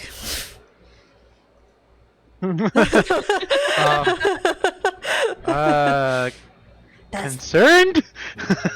that's the face when you did some shit that your sister didn't like. As the middle child who's always the one that's always in shit, I know that face. Oh. I have a little brother. I would love for you to meet him, but unfortunately he is attending school. Oh my god. Where was he at again? Vera, I forgot. I'm sorry. Oh yeah, he's at the academy. I think he's gonna learn. Well, I don't know what type of magic he chose, but I think he's gonna be a wizard. The Grithworth Academy. That. There. Ooldale. There. And she goes, "Oh my god, I actually went to school there. Oh. It's a great school." Okay. Well, the last we seen him, I think he only did dancing lights and then did something with the chicken. How old is he? 12? 14? Actually, I have it in my notes. This is going in the middle of 13, so. He is. Where is it? I have so many notes. I literally have so many notes. I think we talked that he was 9 or 10, I believe. Oh, he's he's little. Yeah, I think he's little. I think he's 10 years old. And he just, Yeah. He hit double digits when you left. She kind of clasped her and she goes, "Oh my god, that's like some sorcerer bloodline stuff right there. Like, he's learning magic so quickly. That's really cool." Well, I'll tell you what, Gina Lee. I really want to spend more time with you, but because I'm here kind of trying to stop a lich from taking over the continent, kind of pressing. So, I fully get it. It's totally cool. Yeah. I understand. Now you Yeah, know why he there's- doesn't always call you. It's not necessarily his fault. Oh my it's god, just- that makes so much sense. Yeah. Oh my god, you're stopping a lich. You guys are crazy. also, yeah, we also just recently had a trial. You want to tell them about that, Vera? Mm, okay. I'm gonna summarize it. Do you want for to just hand wave and say you tell?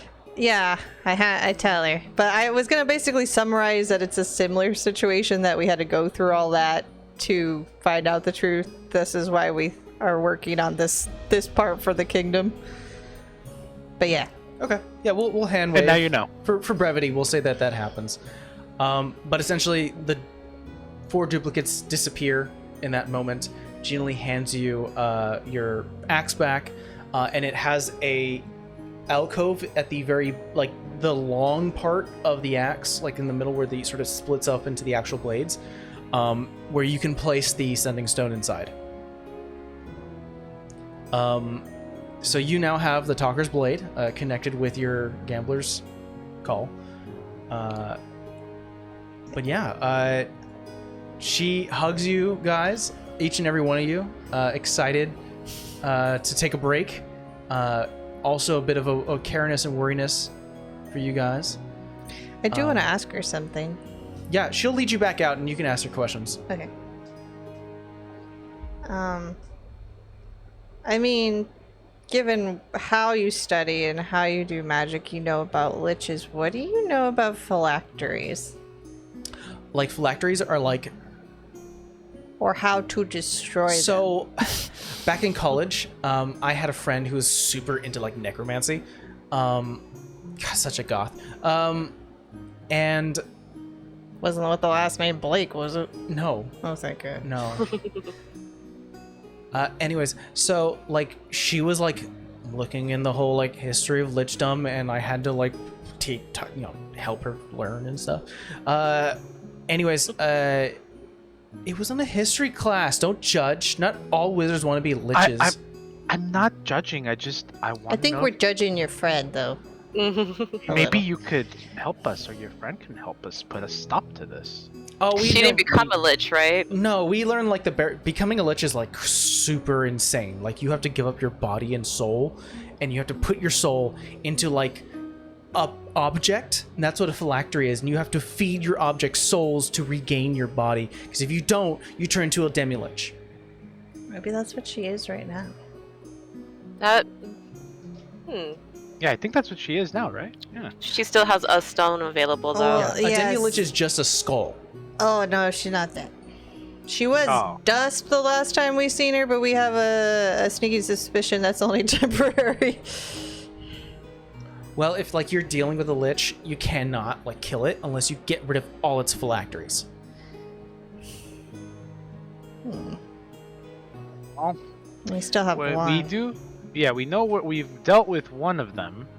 We know where the other one is. We know of and don't know where the third one is simultaneously. That's a fun situation. And the fourth one we don't know. But the problem we have is, how do we destroy it? We've gotten someone, we'll just say someone has helped us destroy one and is in the process of destroying the other, but they're hard to destroy apparently. Yeah, like, you could probably starve the phylactery. If you can keep it in another plane, it becomes inert. And then you can probably shatter it that way. But so long as it is colorful and active, it is very difficult to, like, destroy. Unless you have, like, some outer being helping you. I look at Vera like, I don't know if he's considered outer, but anyway. Not the point. All right, well, I need to, like, finish up because I want my break. So, if there's anything I can get you guys, like, I can't get you guys anything. It's really difficult. Sorry. No, I think the information helps. Do you want money? Do you want what? No, Savannah. Bad Savannah. You don't need money. You're fine. Okay. Yeah. But she offered. I'm not stealing it. You have more money than we do. Fine. She gives you all a hug, kisses on cheeks. She embraces you, Rolly, for an extra long few seconds until she lets go. She goes, well, whenever you feel like popping off that stone and talking to me, don't be afraid to do so. Oh, I will. I also want to give you a promise. When this is all over, we're going to take an actual vacation. Oh my god, that sounds so good. I think And I'm you set will for the know- year. You will know why they call me the Firebrand. Is that a new nickname? A recent nickname. Oh my god, cool. Only these two and my dad know about it. Yeah. As you say your goodbyes, you are let outside as it's still sort of early morning. Any other actions you'd like to take here in Varsal? I don't think you said everybody's like tied up doing stuff for the kingdom, because I was like, I don't think there's a blacksmith here, nor do I have time. So I think we'll just head out if there's nothing else. Yeah. I don't think there's anyone else here. Are we forgetting? Not that comes to mind. Okay. Oh wait, I need to go back to the Ravens. Oh yeah. oh, We yeah. gotta start the rumors. We can fast forward a little bit of this, but we'll start playing in highlights where Savannah, you quickly go back to the Raven's Claw or the Raven's Kiss, excuse me, and at one of the booths, you can definitely place an order, a job for slander and sort of doing this whole sort of smear campaign of the war itself. The biggest question I have for you, and another thing I can add is you could definitely select one of the numerous fake identities that the Claw has, or the Raven's Kiss has, and you can sort of market that as one of the fake ones. How much money did you put behind it? How much? Okay, I'm assuming I know how much Slander's campaign will work in like one city. Do we have an idea how much that would be? I would say a cool 75 gold is good for maybe about a week's worth of slander for a city.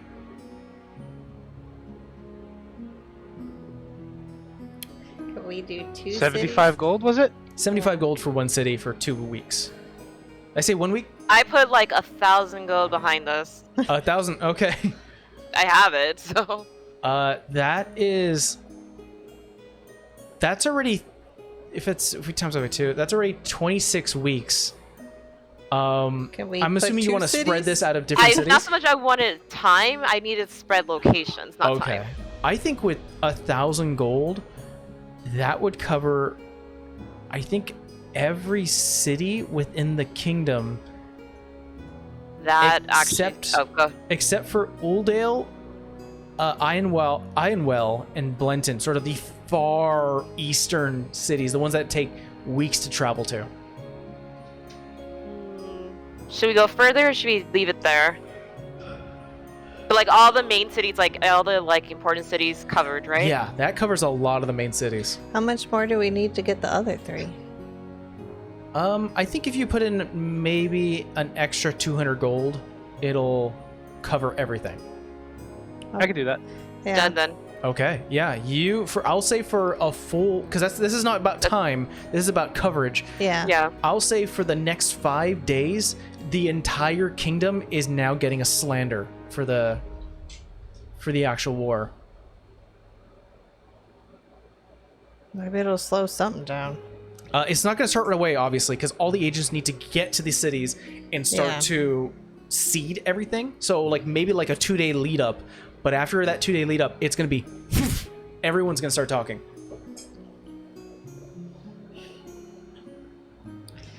You know, then they didn't release anything in that damn trial if she doesn't know, and she knew the king was dead.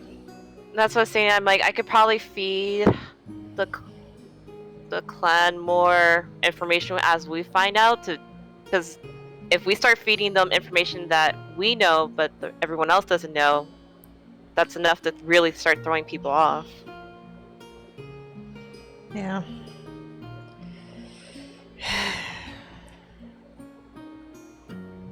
All right, so What is the travel arrangements? How far is it from to Isenby? If you cut through the mountains for where you're currently at, it would probably take you 3 days to get there. Can we use the So carpet? that'd be the full. That's the full time of the carpets. That works. Yeah, so essentially you can cut through the mountains. Actually, no, it'd probably take 2 days because you would be going through the mountains. Yeah, it'd be a 2-day travel. Shave off a day. All right, is that the plan? Yeah. Yep. Cool. Yeah, you guys, obviously long rest if you need it. You're back to full since you're resting on the carpet. Now you actually look down. I'll say as you look down during one of the days, going through the mountains, you can see off to the right, sort of east of the carpet, you can see the small town now of Arkling, the hometown to Harvey and Jane McCormick, as well as the sort of the religious town that's down there. And you can see the numerous fires that occurred long ago for the churches are now being rebuilt. I'll say on one of the days that we're on the carpet, I tell A-Rod that Gina Lee's coming and what she looks like and why she's coming, so they're not like, who the fuck is this? Sounds good. Informed all the guards there too. Yeah, I think- inform my dad if he's still there, like, this person's coming, she's nice, don't Well, your hurt dad her. met Gina Lee. She was at the wedding. Oh yeah, Oh, he yeah. knows Gina Lee. That's right. Your dad definitely remembers her. She was the very loud, very brightly colored one. Arad, I think he was there as well, wasn't he? Yeah, I think they were invited. Yeah. So like, but I'm also letting them know that she's on her way, that we feel she is safer with you guys, and that. Yeah, not a problem. First, the knowledge you get is that everyone's still safe. Everyone's still there. Yeah, they're excited. And I think if you talk to Arad, he's definitely like, oh, this is going to be fun. I hate you. And You said you wanted her safe. That was the safest place I could think of. That's true. But still, I hate you. it's the furthest away from a lot of places. And the carpet itself, with a day still left behind, starts to slowly make it in to the outskirts of Isenby, as you guys are awestruck at the city once again. The capital of the kingdom stretches outwards. You see the 3 layers: the bottom layer, the second residential, and of course the more sort of ritzy area on the top where Castle Caspin sits. You guys pass by a lot of things. You can walk into the first layer of the city and you can hear a bell ringing as you hear, "News for the week, gather around," as a crier on the corner starts to scream. "The Celadon army is asking for citizens for their aid. Any and all able bodies whom wish to help the efforts should report to the nearest guard barracks. There you'll be giving documentation and training. Domain assassins attempted to enter the Caspin Castle to kill the entire royal family and leaders. They were stopped, but not after our right and just king sacrificed himself for his beloved staff and wife. We would avenge our king, so says the crown. Gather arms and join us to avenge our fallen leader." Ding, ding, ding, ding, ding, ding, ding. And you can actually hear whispers and talks from people who are listening to this. You hear, so how'd they get into the castle? "I don't know, I heard some sort of special domain magic." "It's trickery." And then you hear another voice speak up. "I'm not going to let him do that to my family," and stands up and gets ready to join. Put a pause on that person as you move to the next voice you can hear. "I feel so sorry for the queen. If I lost my husband this last summer. It was devastating." You hear another one. "I bet it wasn't even the domain. It was probably..." And you hear, like, Savannah, immediately you hear a fake name immediately starting to spread. You hear another one saying, "I'm just saying, if it was anyone, it was probably this bloke." And you can hear immediately the Raven's Kisses influence starting to already affect and infect the conversation going about. But yeah, you can see several, the street guards are now replaced with troops as they are starting to just sort of ensure the peace. That right now during wartime, it's definitely like a high emotional time where people start to break a little bit. They definitely need some special attention. As you guys are led upwards, is there anything you'd like to do before you get to the castle itself, or are you heading straight to the castle? I think I'll wait. Okay. I'm gonna say my thought out loud. I look at Vera, I'm like, should I be worried? For what? In general? Yes. I don't know how they feel about domain people at all, and they're aware that I am not from here. Could we make you look a little different? Not gonna work even much better. It's like, okay, so Yeah, now you're normally with us anyway. I mean, I think Uthiel will vouch for you, to be honest. All right. Celia and Uthiel both know you. You guys head up to the entrance of sort of the outer walls of the castle. 2 guards stop you, sort of 2 spears at the ready as you start to head towards the entrance. They sort of cross. You hear the blades crisscross against each other as one of them looks down with sort of this armor plating helmet that's currently lifted up, showing his eyes. A human with sort of these bright blue eyes that currently looks down at you with brown hair and goes, "All right, that's far enough. How can I?" And immediately stops in his sort of full-on script that they go by and goes, "I know you all. 3 griffins, yeah? Mm-hmm. Ah, that's right. Where's your bag? The other guy. He's on vacation. I saw you all perform at the Eclipse Coliseum. It was grand. Thank you. Ah, that was a great show, honestly." And the other one sort of nudges him and he goes, "All right, enough getting starstruck." And he goes, "What? They didn't just do that. They also entered in and saw the king." Yeah. Okay, the other one goes, "Really?" It's like, "Yeah, these guys are important." You know What are you where doing here? Uthiel is?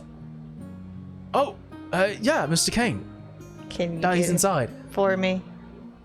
Just tell him Vera's here. Oh, sure. Wait. Or can you take us to him? If you mind staying out here for a moment, let me just confirm with him. I mean, he should know his wife is here. Then it's going to be an easy yes. But let me go and confirm. Be right back. Kind of like puts down the spear, leans it against. The other one sort of scoots and takes his place, like making the middle, and goes, "Did you guys really fight in the Coliseum? Mm-hmm. How'd that go? Oh, it's fun. Interesting. Oh. Make any good money?" You get to like choose a prize. It's I don't know, it's different every time. Huh. I don't think I can do that. I'm unsure of what winnings you're going to get. Well, no, they normally tell you your choices. Oh, they tell you beforehand. Yeah. That's good. I mean, most Yeah. people do it for the fame, so. Yeah. That's a That- good point. That's a very good point. I didn't think about that. I thought about just the money. I mean, yeah. If I wouldn't have taken that, that fight, would we be talking right now? Technically, I suppose Would not. you know who I was? No, probably not. Yeah. I mean, I still don't know who you are, to be honest. I didn't see you enter a fight. But, I mean, Frederick knows you, so that's good. technically you fought in 2 Colosseums now, really. And 1. I'm kind of big stuff. Not to toot my own horn, of course. Not too long do you see the other guard sort of poke his head out of one of the corners and goes, "All right, come on in." Thank you. You guys start to walk past the garden. As you remember from last time, as you entered in sort of the major garden that separates the wall from the actual castle itself, there are those fey, ethereal-like, ghost-like creatures, the animals that sort of walk the premises, making everything look very magical, whimsical. All of them are gone. You actually don't see them, and all of the handlers who summon these fey-like creatures have now crisscrossed their legs, sitting on the grass, and have closed their eyes and have gone into a trance-like state. And it's not until that you have passed the walls that you realize that you've actually passed through something physical, something that prevented you for a moment. Like you would have, I think at this point, all of you have clocked that, because you're such high level, you probably would not have any ability to actually enter in the castle if you were not invited. as you look up and you actually see a Keep large that in mind for later.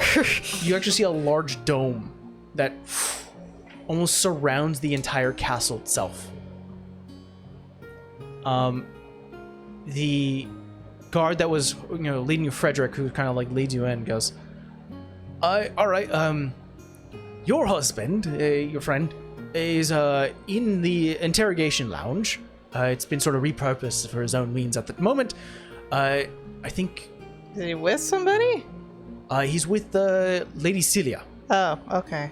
I thought you meant like he was interrogating somebody. Oh, no. He repurposed that. It was belonged to that. Yeah, she bitch. Excuse me? Oh, She- sorry, no. Underwood. Okay, sorry. I thought I heard you say something. Anyways, well, you know the way around. Off limits for the throne room. There, and he sort of points to more guards that are there, and he goes, it's trying times. Be careful. Thank you. Thank you. Sort of walks back, and you guys are led into the same interrogation room that you first entered in when you first came to the castle. We couldn't burn it. Burn Back it, here again. redo it. You open the door, and it looks like it's been slightly redecorated. There is still that large wall that looks into the garden behind, but the table has been changed. The chairs have been changed. It looks a lot more warm and cozy in here. But along one of the long tables off in the back, you see Uthiel, who is currently leaning with one elbow down, sort of propping up his chin, looking down at numerous paperwork, and off to his side, his shoulder, overlooking and arching with an arm, points and taps one of the papers. You see Celia as they're both talking to one another, and you hear like just the very end of a conversation of like, that doesn't make any sense. As the door opens, he sort of looks up and he goes, hey. Oh my god, you guys got here really quick. Yeah. Hey, We're capable. it doesn't feel like torture in this room anymore. I still say we should have burned it, but anyway, that's. Come on that's in, take a seat. My point. Yeah. And we'll see what this discussion will be about after a break. Dun, dun, dun. Da-da-da-da. All right, guys, we'll take a quick 10-minute break, and we'll be right back.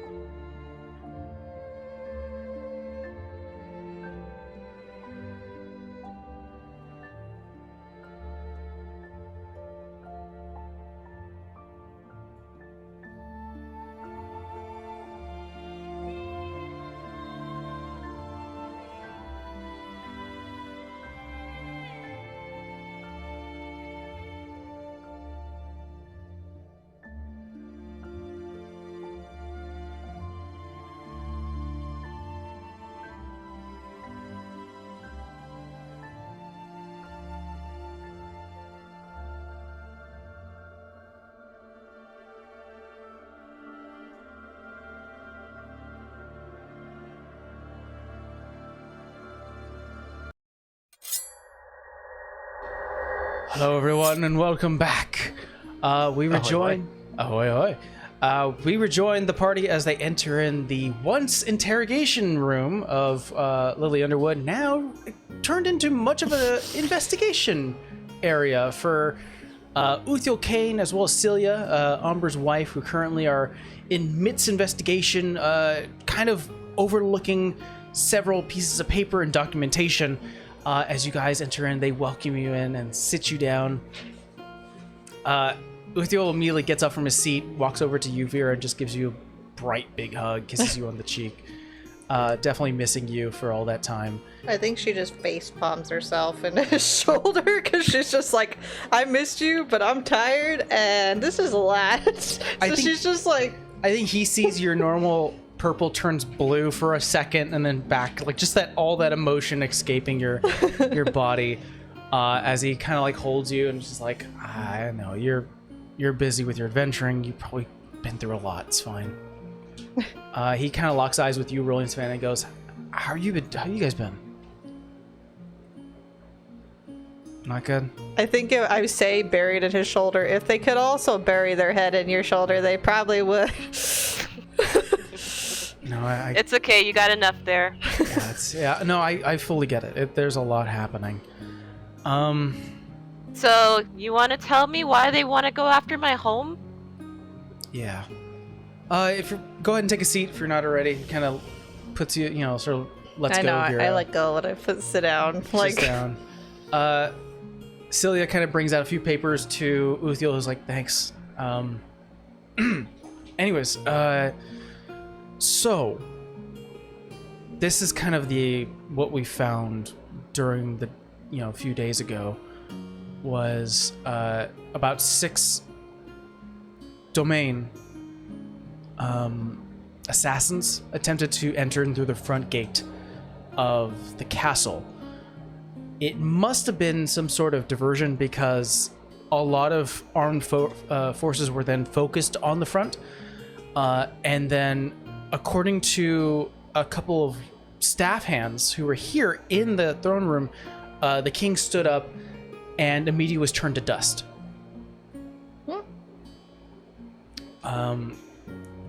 And he starts actually sliding some papers to you guys to look at.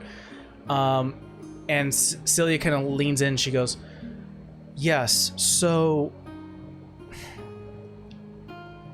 Uthiel's told me sort of a little bit about the whole Evergrey Blake situation, and we really leaned hard on that, saying it was probably them, not to jump to conclusions, but it's kind of hard to do that when there's literally zero evidence pointing towards those figureheads. And you look at the paperwork, and Uthiel goes, it's unfortunate. I couldn't prove it otherwise.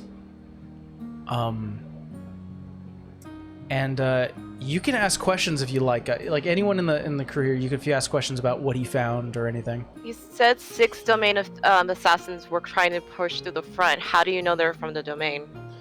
Well,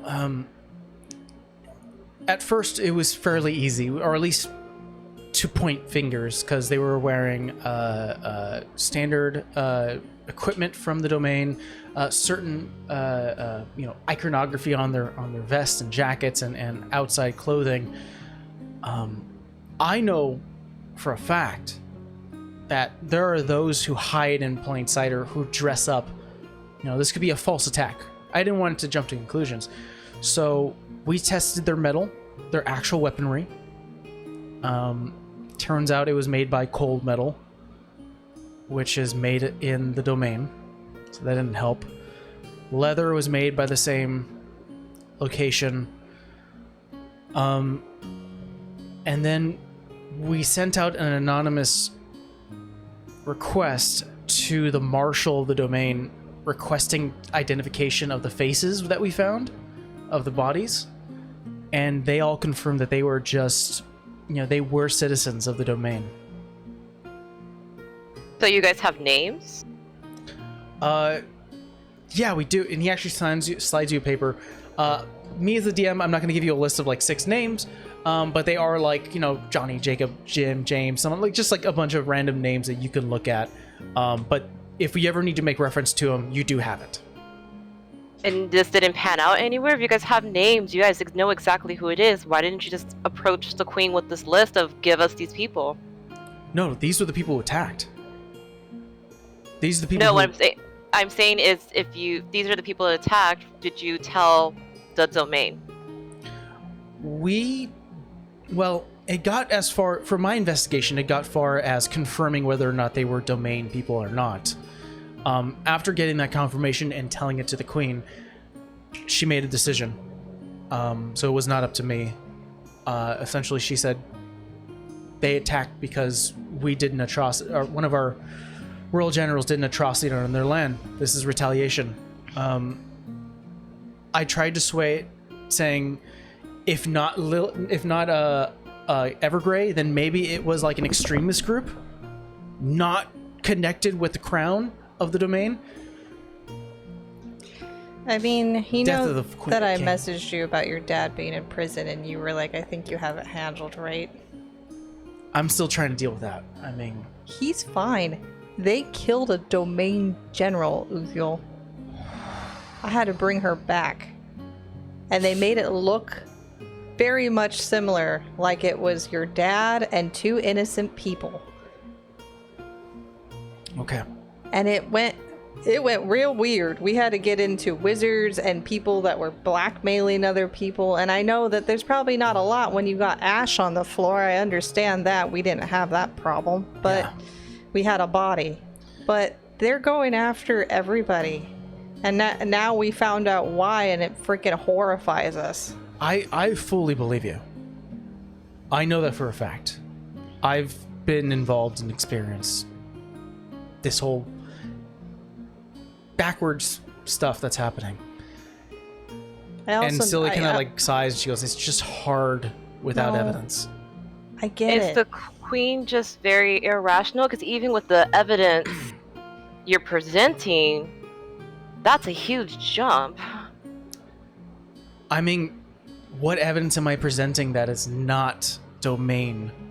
It's domain people, citizens, using domain iconography, using domain weaponry. But you would think there's some type of diplomacy in between this. You just don't be like, okay, this happened, we jump to war. The queen thought it, or at least assumes. And I mean, it's not out of the it's not out of the question. You know, it's not out of reality to say it was a retaliation for the atrocities done in Arrowfield. These people, are they dead? The ones that attacked, or you have them? No, the guards reacted and responded, slaying them. Are we allowed to help you investigate? Because The bodies are currently put away in cold storage, but I asked you all, and through you, Vera, to come by, because you three, to me, are the most world-traveled. You're friends to the kingdom. You're friends to the domain. You might see something that we can't. I can talk to them, but they have to be able to... Let me bring you to the throne room first. See if you could see anything that we can't, and we'll move from there. I have a question, and it's been my question since, I don't know, I've heard about it. How the hell do you get that close? I can't send a mess. I tried to send a message to Queen Turner, and she near about killed me trying to send a message. So how does a group of 6 people get that close to Caspin? They didn't even get that close. Close enough to turn them into sand? No. Well, something did. You didn't. I'm sorry, honey. The scenario is that they went to the front gate, tried to get Distract them. and they didn't get in. But several staff hands within the throne room saw the king stand up, turn to dust. And nobody I have else was in there? Random question. He didn't happen to get any type of weird deliveries or packages that week. No, the king doesn't get deliveries. Everything is usually given to other staff hands and then given to him. So it goes through a layer. Was anything given that was supposed to be directed to him gone through those layers? Not that I'm aware. I mean, maybe you could try with Felix, Sav. He normally sends us some odd stuff, if there's any. I mean, I can see if there's something we missed once we go into the throne room. Oh, and the lantern. All right. Sorry. I know, it's... I've been racking... literally the last few days, I've been trying to find anything that connects Evergrey to this, just to switch the blame. It just doesn't look good. I mean, we didn't tell you what you wanted. I mean, we just found out ourselves. She wants you to enact war, so that way when the bodies pile up, she can use them for her own army against you. More things on the fire. Great. Come on. Let me show you the throne room. Okay. He gets up. And I think for the first time, Vera, you start to see, like... You know, Uthiel's always been sort of energetic to help. And this is the first time you've seen him sort of really tired. And he gets up, puts sort of his belt on, sort of holding a bit of his weaponry, leads you outside of the door, and as you're led into the grand chamber, up the stairs towards the throne room, as these 2 massive red doors that swing outwards with golden handles are guarded about 4 guards. They see Uthiel come by, and he waves them in, or waves to them. They sort of nod to him. They open the door and they let you all in. And also, Vera, I think this is the first, and for everyone else, it's wild to see Uthiel command this much respect. Like, he has respect. He's always had some sort of respect within the community. Mm-hmm. Now it's like the actual guards are just like, yes, sir. Open the door. And before you enter in, as Uthiel sort of leads ahead, Celia goes to you, Vera, sort of pulls you back and goes, your husband is doing a lot. And I don't want to jinx things, but they're talking about making him the next royal general. He's gonna have the biggest hit on his head. I don't know if he's gonna accept it.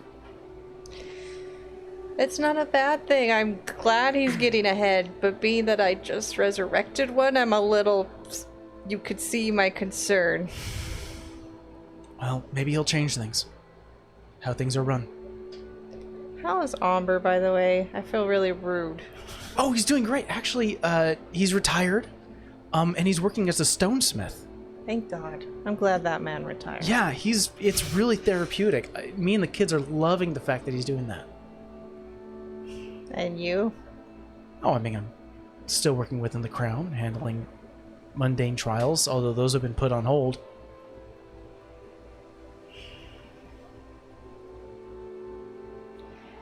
Just don't know what we're getting into anymore at this point.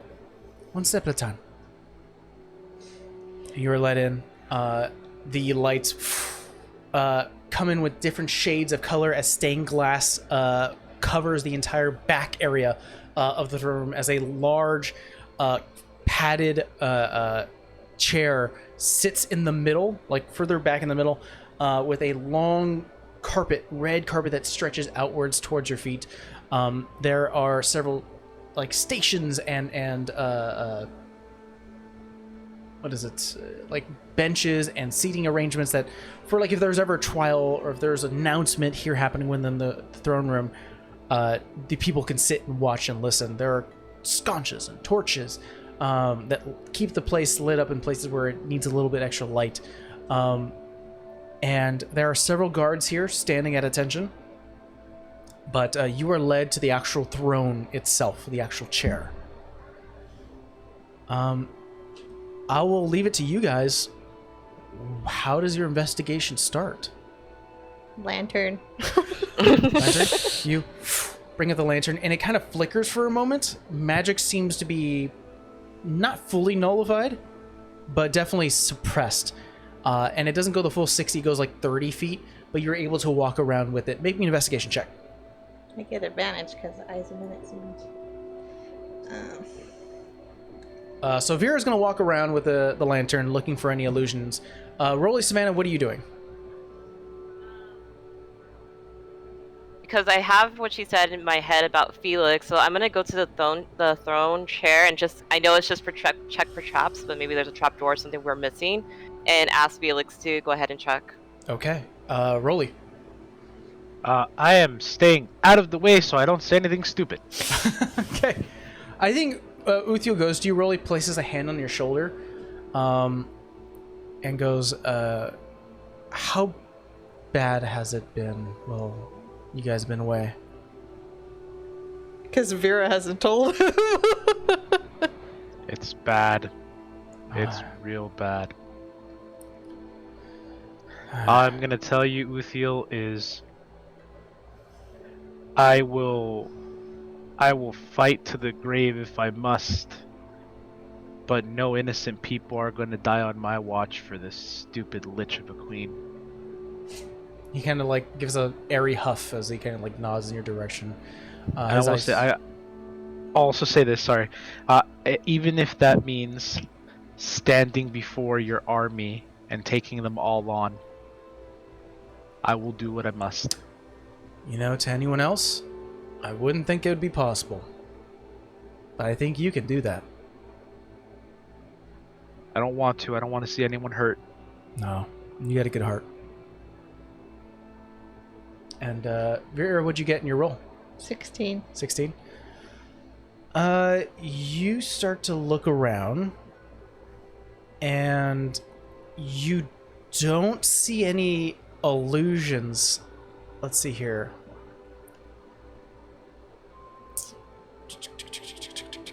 Here it is.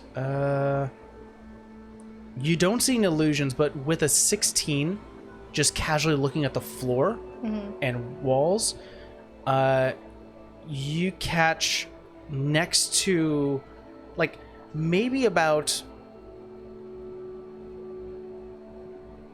7 feet forward onto the carpet, ahead of the throne itself, looks like almost like the impact of the only way I can describe it, but it's not this, is like a bullet impact at an angle, as it looks like some sort of necrotic blast hit. There is no illusions though. This is you searching and using the thing. Oh, so like kind of like a little dent.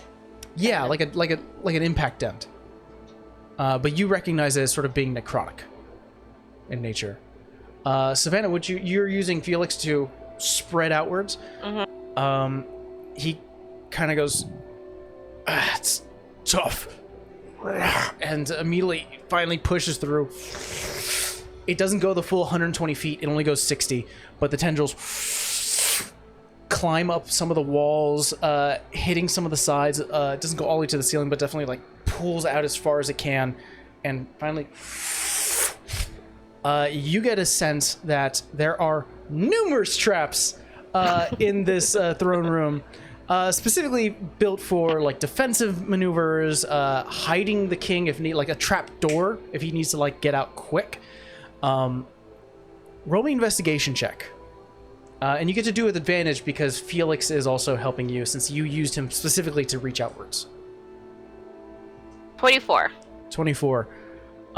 You see out of the corner of your eye on every corner of this room, of the throne room, there are these like stone bricks that are built in the corners of the room that have these very deeply etched arcane symbols.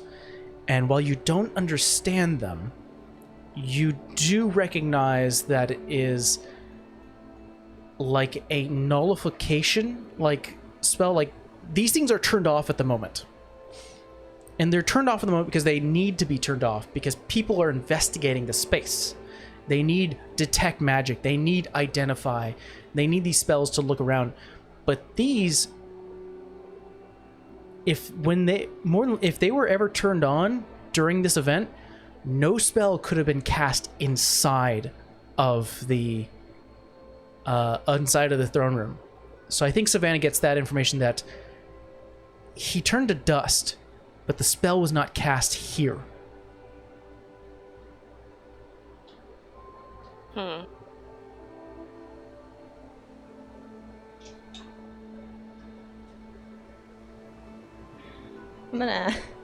gonna phone a friend. Can I bother Igno? Sure. I'm not gonna say Igno, but It's all mentally. I'm just gonna send a message and ask him if it wasn't. No, not if it wasn't magic. Is there a way to turn someone to dust without casting a spell directly on them? That what you said? Yeah. Like she's trying to figure out, is it like a potion? Is it a... What is it? You get... Fira. Casting... Ah, God damn it. A spell of... You'd have to be more descriptive. Well, I know where he is. No, you're standing in the... We are at the I know where throne. I'm at. Damn it. I hear her say that. I'm like, we probably want to hold out until we leave. I didn't say But who. I had the same thought. It's just so weird. I mean, the king wasn't a vampire, right? That's what I was thinking. Oddly enough. Did he sparkle? I mean, we met him. I know, but was there any way that he was turned since then? Olivia and Ollie got into a lot of shit while we were gone, so it's possible. I mean, I just point out the dent to them. I mean, like, it seems necrotic, but... Yeah, I think the best way to describe the dent, it's like an angled impact. Maybe it was like a device that had it, instead of somebody pointing and trying to cast it. But what I'm trying to say. But that would mean that the thing on it would already have to be triggered, if that makes sense. Like, or Yeah. It would have already have to been set to go off. yeah. Uthiel, And he was by a window when this happened? Or... You... Roll me an investigation, Rolly. Yay! Derp derp derp. Oh, I'm really good with investigation. It's gonna be a 15. 15. Real good. Uthiel will sort of not help you because he obviously he's sort of doing his own thing as you're asking that question. But as he hears sort of the question leave, he goes, "No, the king," and he kind of stands where the throne is, and he goes, "The king was sitting on the throne. The attack happened. He ordered his men to investigate and defend, and the moment it started to get real rough outside, he stood up and turned to dust." Maybe. So he was standing, and he looks. So essentially, your guys are like where he's standing is like a circular platform that's lifted a little bit where the throne is, and surrounding him is a little bit of wall and stained glass. Remember, I think it was Igor as she talks to Sav, and he had some weird stuff done to his throne if like somebody sat on it or somebody else other than him sat on it. What if this thing was just tripped for him to stand? I mean, it sounds like it was triggered by him standing, but are you trying to say that if... How am I trying to put it in my head? Are you trying to say that something was on the throne that the moment he stand, he... Poofed. poofed? Yeah. A trigger. This is gonna sound weird, but do you have the ashes? We do. I would have to ask the people to get them. They are the king's ashes. But if you're asking about the chair, we checked the chair. There is no mechanisms besides the ones we have already implemented inside of it. And But what's did you check been it for implemented? magic? Whoa, there's too many questions here. I'm like, but did you guys confirm that it wasn't something that is supposed to go off and it went off on him on accident? None of the triggers we have on the chair have the capability of turning someone to ash. A lot of it is escape accoutrements, like trapdoor, a bubble that appears, or sort of a teleportation to a safe room. Does Sav tell us about the bricks? Oh, I guess I would say about the bricks. Oh, yeah, there's wards here. And sort of like bouncing off of you, Savannah, as you start to mention the bricks, he's like, yeah, we had our arcane archivists check. They were working during the time of the attack. Did they test to see what was actually on them? Because what if those wards were changed? We've checked into the history. I've extensively ran as much as I can. Nothing was changed. And for the ashes, were they checked chemically just to make sure he wasn't given anything?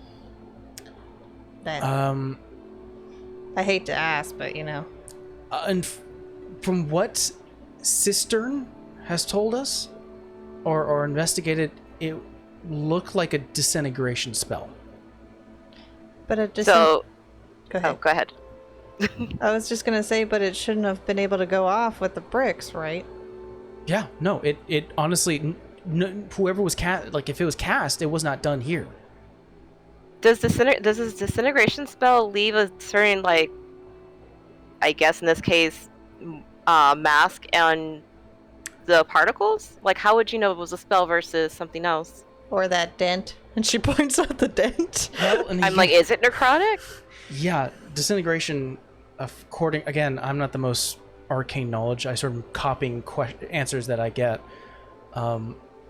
It is very much like a beam, like a line that is shot out, and upon hitting its target, basically cuts through it and disintegrates them to ash. And he kind of looks towards the imprint, and he goes, "Yeah."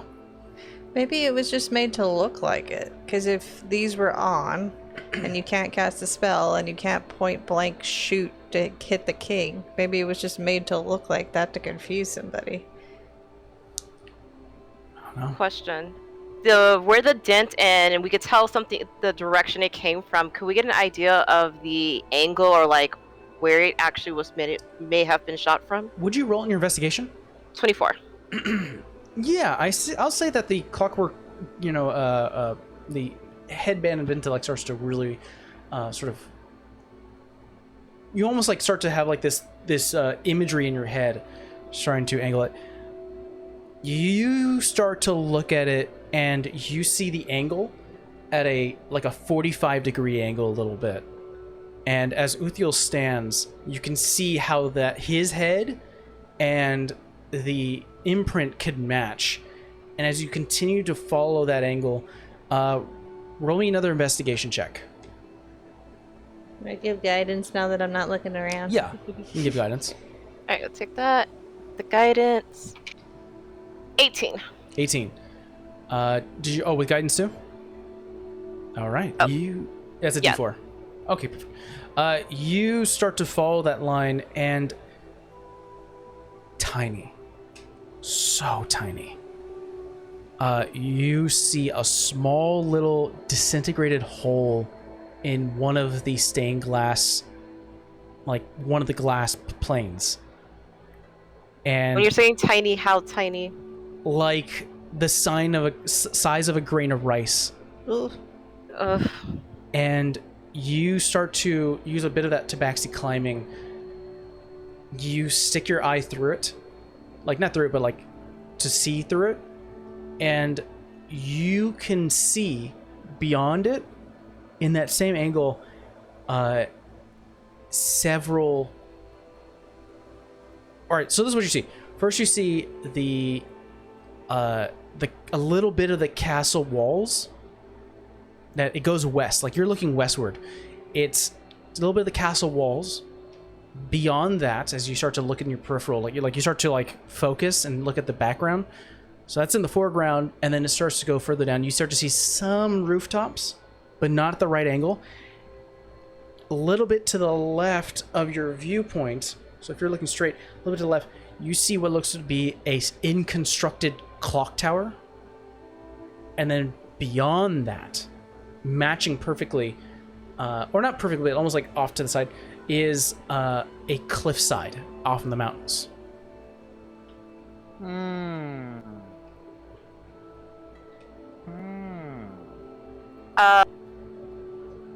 I'm still processing that in my brain. So outward clock tower, then cliffside. Yeah. I'm assuming those are several miles out, though, right? Yeah. If asked, Uthi will tell you like the clock tower is still mid-construction. It's about maybe an hour's walk if you hoof it, like if you start to like really sort of quick step it. The mountain is probably a day's travel to get there, but you still have a day's left in your carpet if you want to get there. Okay, so if somebody was to shoot a spell through the tiniest holes up there, could it still get through? You asked that question out loud? I said that question out loud. Celia actually steps in. She goes, if it wasn't cast within the walls, it'll still go. Because it's already been casted. It can't be counterspelled and it can't be dispelled. So I actually grab her so I could point it out to her. I'm like, look right there. And just did like, it's small, but is that enough? To your trained eye, for her comparatively, it takes her like a full 20 seconds to go, and then starts to see the discoloration and starts to see the sky, and goes, there's a hole here. Is that enough? Someone would have to be very good to shoot through this. Someone potentially with a lot of power? Potentially. I mean, To be able to extend the spell this far away? yeah. Well, that was going to be my next question. Does anyone know how far the disintegration spell goes? Can I do Further, an this is Arcana? from this closest thing, the clock tower, way further than that. Someone would have to have the ability to cast that at such a astronomical length. I have a question. Maybe Amber is remembering wrong. Didn't Igno have something to amplify a magic effect in his tower? Not saying it's him. I'm just saying, like, if she could think of like what would be used to do Roll me an that. Arcana check. I think Rolly's on the same train of thought. Like, imagine if there was a powerful being out there, a being powerful enough to transcend life and death, 19. had access to very powerful spells and near limitless supplies of mana to cast her spells, right? Would she be able to somehow amplify a spell to disintegrate something? If not through a magical mean, but through a mechanical mean, could she be able to do that? Would a normal person be able to do that? And more to the point, Savannah, since you're from the domain, who would be able to do something like this? Do you feel that standard domain assassins could do something like this? I don't know anyone who can possibly do something like that, at least on a normal level. Well, I don't know anybody in domain who's transcended life and death, but I do know one person. Uthiel kind of like nods in your agreement, like, I know what you're going with. If I know, but we need proof. and to your knowledge, Vera, I don't remember me specifically as the DM at the moment having a moment where That's why I was like, I don't know if I'm remembering that right, so that's why I was just But you like, got a 19, so I'm going to give you something. We'll say that instead of having such implements, I don't think Igno would have the implements on him, but he may have had a discussion with you guys before that, you know, there are some ways to amplify a spell. Generally, it's like a heightened spell, sorcery point type of thing, where it's a bit of like extending your magic to go even further. There are like objects, like staffs or you know, certain abilities and feats that can allow it to go even further. But you get a sense that there are possible ways to do this, but it must be either very rare, very expensive, or just hasn't fully been perfected as of yet, but not to say it's impossible. okay. Can you, and I'm going to ask Celia or Uthiel, can you actually see outside? Like, if you were to be standing outside, could you Like see what- into the castle? Through the stained glass? the Like, stained- you could no. see the king's throne? I mean, no. Can anyone access that little area right there? Outside behind the stained glass? Mm-hmm. Yeah, I mean, any of our staff hands can. Well, what I'm getting at is somebody has to know he's sitting right here. You can't just take a shot from point blank and hope you hit somebody that happens to be the king. Yeah, I mean, that sounds ridiculous, right? And if you can't see, how did they know he was standing? You're asking the questions. Another question that maybe Amber's not remembering right. When we went into that room with Lily, wasn't she able to go in and out? Or was that just like a spell that she was doing? Oh, she was doing Dimension Door. Oh, okay. Never mind. Thought there was a hidey hole. Uthiel, I have a question. Yeah. I assume that after what happened with King Paspin, in the moments immediately after, leading up to today, every single person on hand for this event was asked questions and was properly checked out. Yes. Nobody reported feeling anything weird or perhaps not having any recollection of anything that occurred for a whatever span of time. Absolutely. We had a bunch of our scholars and archivists check themselves, obviously with supervision. Checked everyone they can who was present during that day. Like physically or by magical means? By magical means. No, well, both technically. They were both, one, removed of all of their possessions on hand to make sure that they weren't carrying anything, and then they were searched magically to ensure that they were not either charmed or had some certain poison effect or something. What about memory being changed? That requires the aid of the church and the numerous multi-churches that are here. We haven't thought about implementing that. I would start thinking, even if you need my help, Now. because that's what happened in your dad's trial. Okay. There was Now. a witness that said he's seen everybody do that, and when I removed what was on his mind, he didn't actually see those things. Wait, that requires a spell, does it not? Yeah, it was a greater restoration spell, but I don't know what they did to his mind. The witnesses who saw the actual death of the king, there were at least like 10 here. Are you telling me that 10 of these spells went off? You'd be You don't need 10. surprised how much power these people have. Yeah, you don't need 10 spells to go off at once. You nearly need one. Or they One could have in a been pool of cast. 10. Maybe they had it casted on them beforehand. Well, that would make no sense. If they casted it beforehand and they witnessed the death of the king, we all saw the death of we saw the remains. We have the evidence. The guy that we interviewed had he had this spell cast upon him before the events that transpired. When we went to go talk to him, the first thing he said was he was your father. He remembers the fiery mane, blah blah blah blah blah.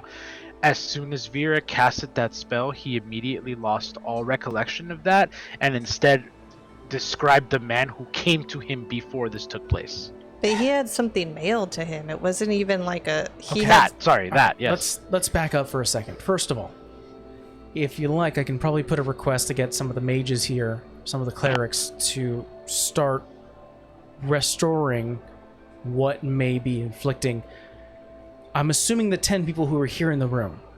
I mean, it may help. It may have nothing. But if somebody slipped through the cracks and, I'm just confused because if someone was modified, then why aren't the other 9 stories conflicting with the one person? Maybe it was all of them. I don't know. What was that? I said maybe it was all of them. I don't know. If it was all 10, then how'd they cast 10 spells? It could have been done before they were even walked in here. This could have been something brewing from quite some time ago. This could be a plot that spans months, even years maybe. Remember, you're talking about a queen. Okay, no, Who I is don't a want to get lich. back into that. I got it. Yeah. I mean, she did utter the words when we were fighting her, and again, not to bring her up, that she said she had to move her plans up. okay. And when we came back, there was a hit on Rolly's family, there was stuff done to Savannah, and there was the king dead. So something was in motion already. I think you get this point where Uthiel's like, all right. Listen, I think the easiest method right now is for me to talk to, I hate to say it, but the bodies that were here. I wanted to do that, but also, is there a way for me to get access on the other side of the stained glass? Yeah, you could just walk outside. All right. I'm gonna actually start walking up. So Here, I'll give her, because I already rolled it. I'll give the her lantern. No, I'll give her the the lantern, and I'll give you Moscow's flight potion because she could fly up to like 10 feet for 10 minutes. So maybe You she have a could speed of 10 feet. Yeah, she could hover a little bit and see if she finds anything. As Here. much as I want to solve Yeah. this conundrum, I also would like to accompany Savannah just because I want to make sure she's okay. Okay. Vera and Uthiel will start to say, all right, well then, let's go back to the office, and now start requesting access to the bodies.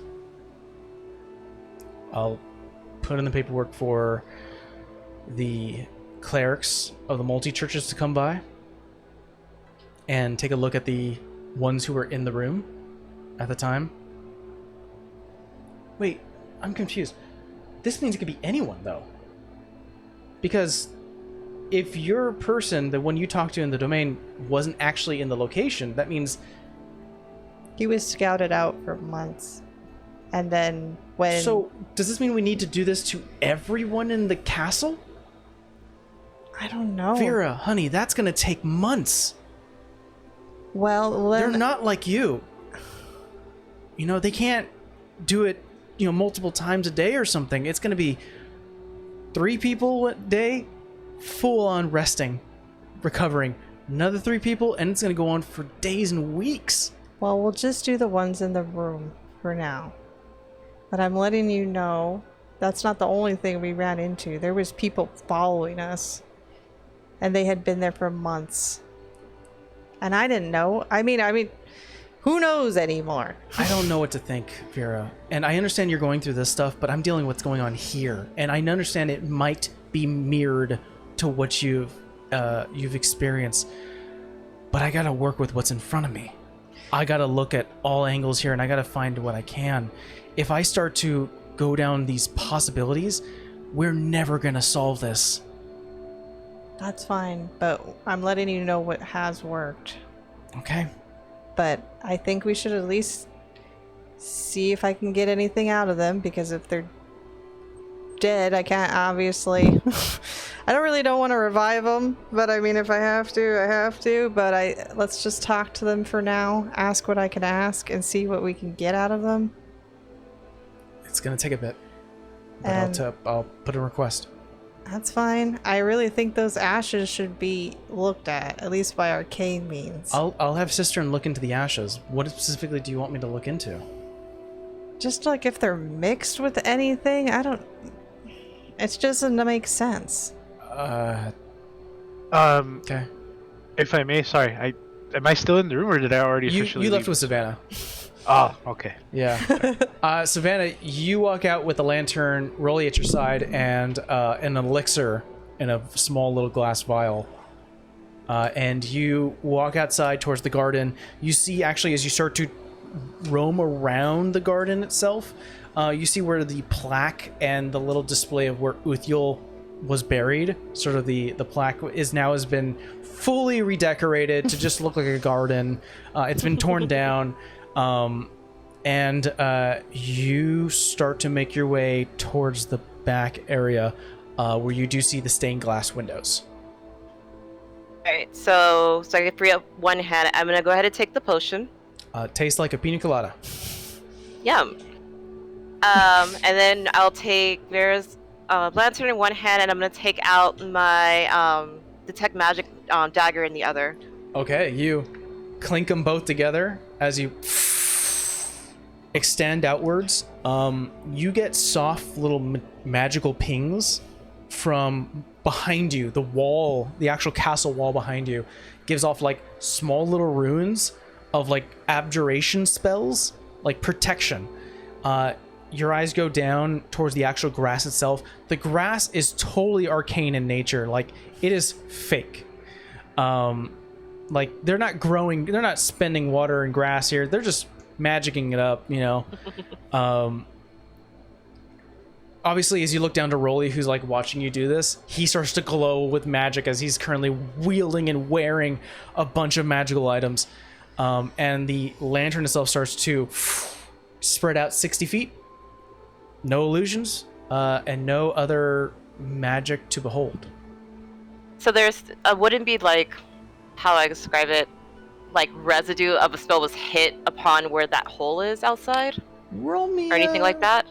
Roll me an Arcana check. Let's see, +2, that's 17. 17? Yeah, the hole itself, you start to look at it in less of an investigation sense, but more of like a spellcaster. And you start to notice that the edging of this very grand, like a grain of rice size hole, is almost turning to, like it has been turned to dust. And almost like that 1 grain of sand size beam disintegrated this little circle. So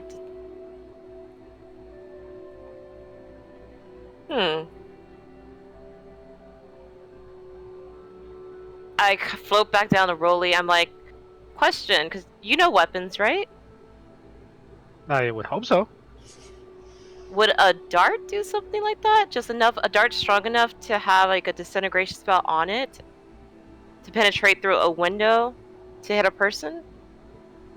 Well, if we're talking about ranged weapons, for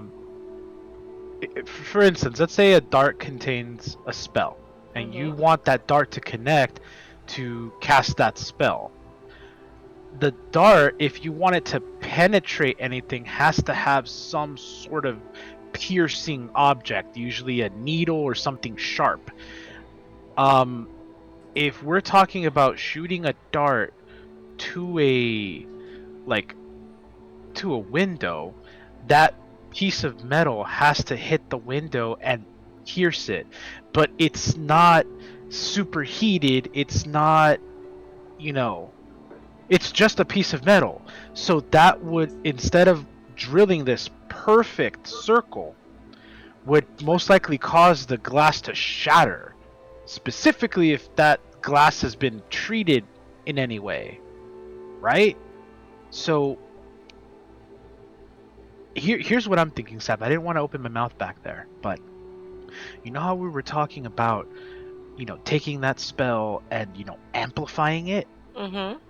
Well, have you ever you've seen like those spells that they come out like in like a cone, right? Those there's a fire one like where it just goes like kind of like a dragon, but just and it just opens out and it extends like a cone, right? Mm-hmm. Well, you also know that there's beams, and the beams come in all like shapes and sizes.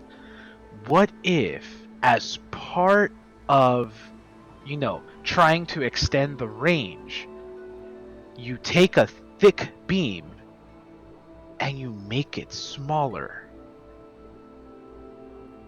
Thin, tiny.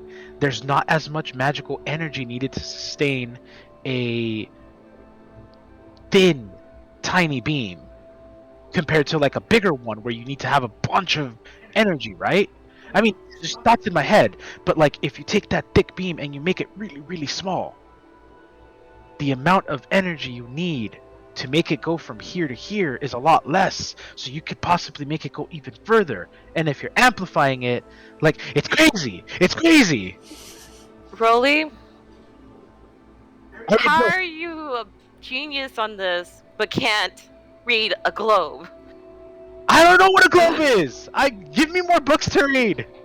Oh my god. I'm Let's not go find there, Vera but because that's I'm with actually this. genius. Come on. Okay, you guys quickly. We'll fast forward a little bit as Vera, you're hanging out with Uthiel, who's currently still. He submitted the paperwork and he's just waiting. He's like, it'll probably take like a few hours just to get him in here, or not in here, but like released. I think she just, like, while they're by themselves, she just puts her hand on his shoulder and she was like, I don't think I've ever seen you this aggravated and you've died twice. This is stressful. There's a lot riding on my shoulders, and I'm usually fine with that, but this is kind of big, yeah? I'm sorry. I didn't mean to get agitated. I usually try to calm and breathe and all that. I get it, because you think it's on you. This is on everybody, and they don't even know it, Uthiel. My dad literally asked me if this is the kind of life I want to live. Because I had to explain that I need to prevent an undead army from happening. Boy, that's some kind of information that that's dropping some information. I know you're frustrated. We were that frustrated over there, and this is almost 10 times worse because it's the freaking king. And it's not as messy, which makes me think it's the sister. We had to deal with the brother. He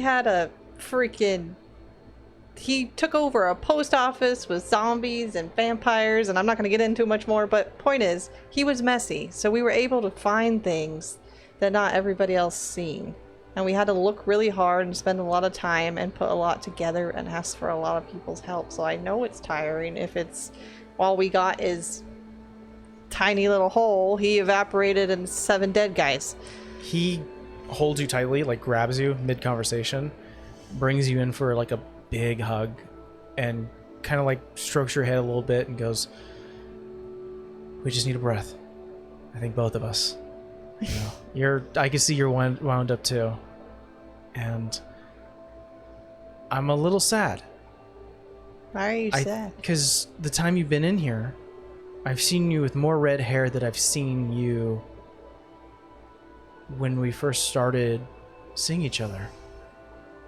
So...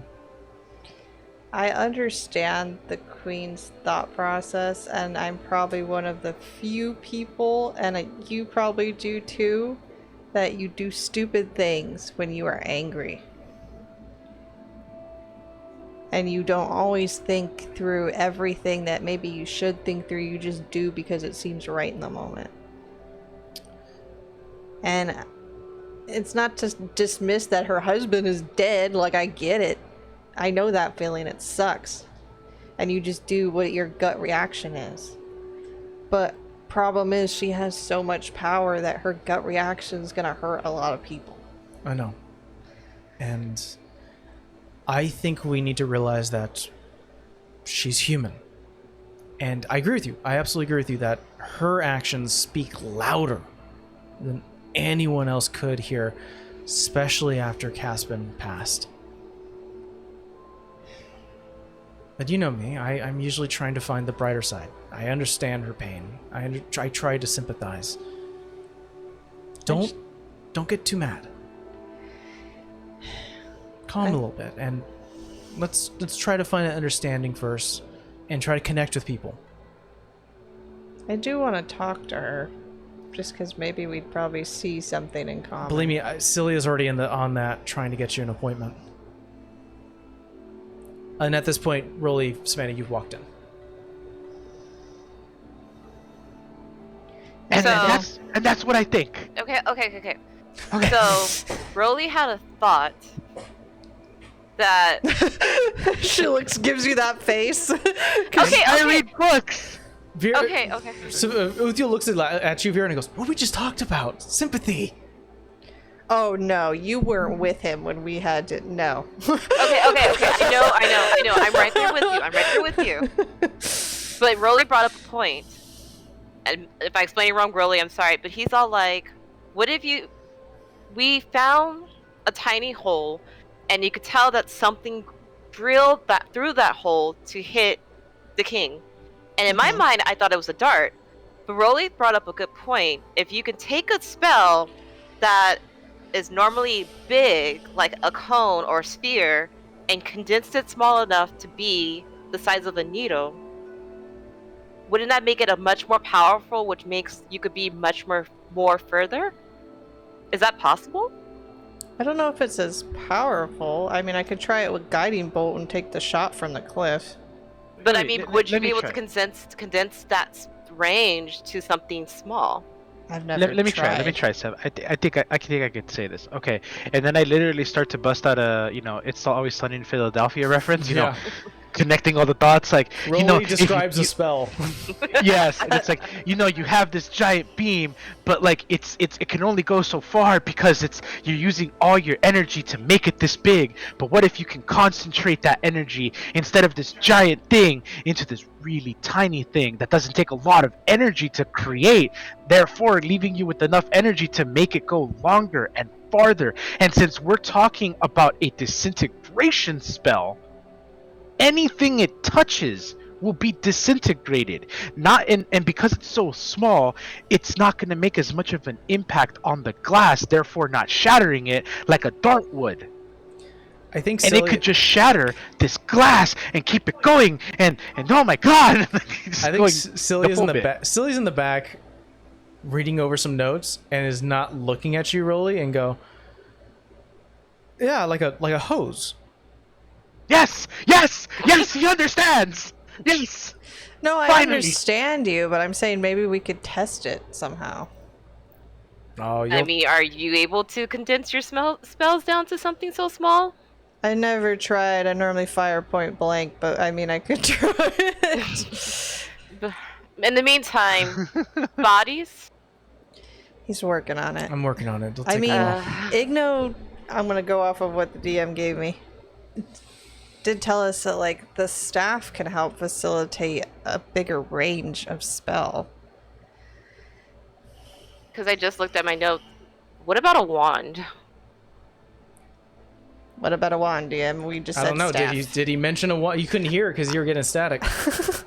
No, before when I asked if he had something to amplify in his room, and you said, "Oh, like he's told you that staffs." The blurbage I gave you was like, like an object, like a staff or something. Said object, maybe. So within the notes, maybe we ask so and so's girlfriend. well, no, because within the sorry? notes, within the notes from the Blake trailer, they were intentionally trying to get a one infused smith spell for smith spell. Why can't I get those words out of my mouth? Maybe? Did we give those papers away, or did we keep those? We gave the papers. I think we gave the papers away, but I do remember that. Who would make a wand here? I don't think it would be Gina, right? Like, who would get contracted to make a wand? What about the other dude? Cistern? Yeah. I mean, he might. I trying don't to know, she remember looks at Uthiel and she goes, would Cistern get contracted to make like a wand with a smith spell in it? Hold on. Notes about tasking Dallas to craft a special kind of wand.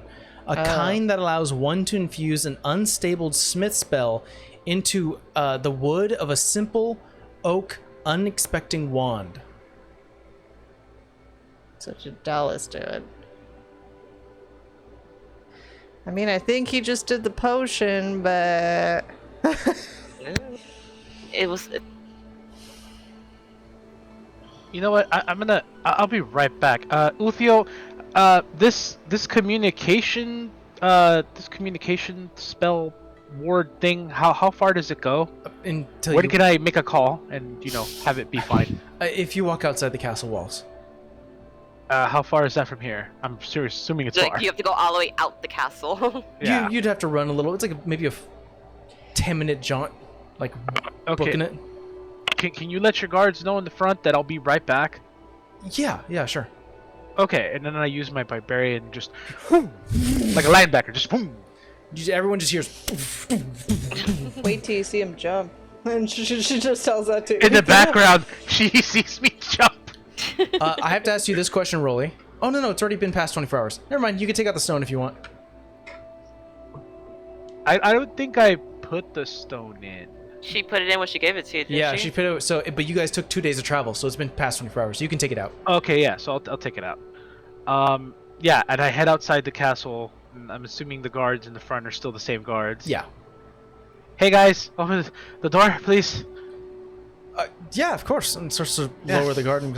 I will be right back. I'm just making a call. Just to let you know, I will be running right back through By here. the way, again. before you Yes, go, yes. I wonder if you can sign something for me. Can it wait until after I've made this very important phone call? Yeah, sure. Fantastic. I appreciate you wanting an autograph, by the way. I'll take care of you. Okay, cool. All right. See that? I'm gonna get an autograph, and the other one's like, "You're such a fun boy." All right, and then I hustle out and I try to go about maybe 20 to 30 feet beyond the castle Oop. walls. I turned She blue. turned Oh, You're blue. and he's blue. I turned to Gita Lee. Yeah, there you go. Well, no, it all makes sense. It all makes perfect sense now. Okay, so I go 30 feet beyond the walls. I take out the sending stone from the axe, and then I activate it and I tap it. I'm like, "Is this thing on? Gina, are you there? Can you hear me? Hello, Hi there. Gina? Quick question. You know magic and casting spells and things that have range, right? Oh my god, yes. Like, I'm an expert. Like maybe say like a fireball or a firebolt or something like that. Oh my god, like, really, it's not like kindergarten, alright? I say what? I'm sorry, I couldn't hear you. You're breaking up. Yes, I get it. Like, I totally get, like, fireball and firebolt. Okay. Did she say it's And not look, like it's kindergarten?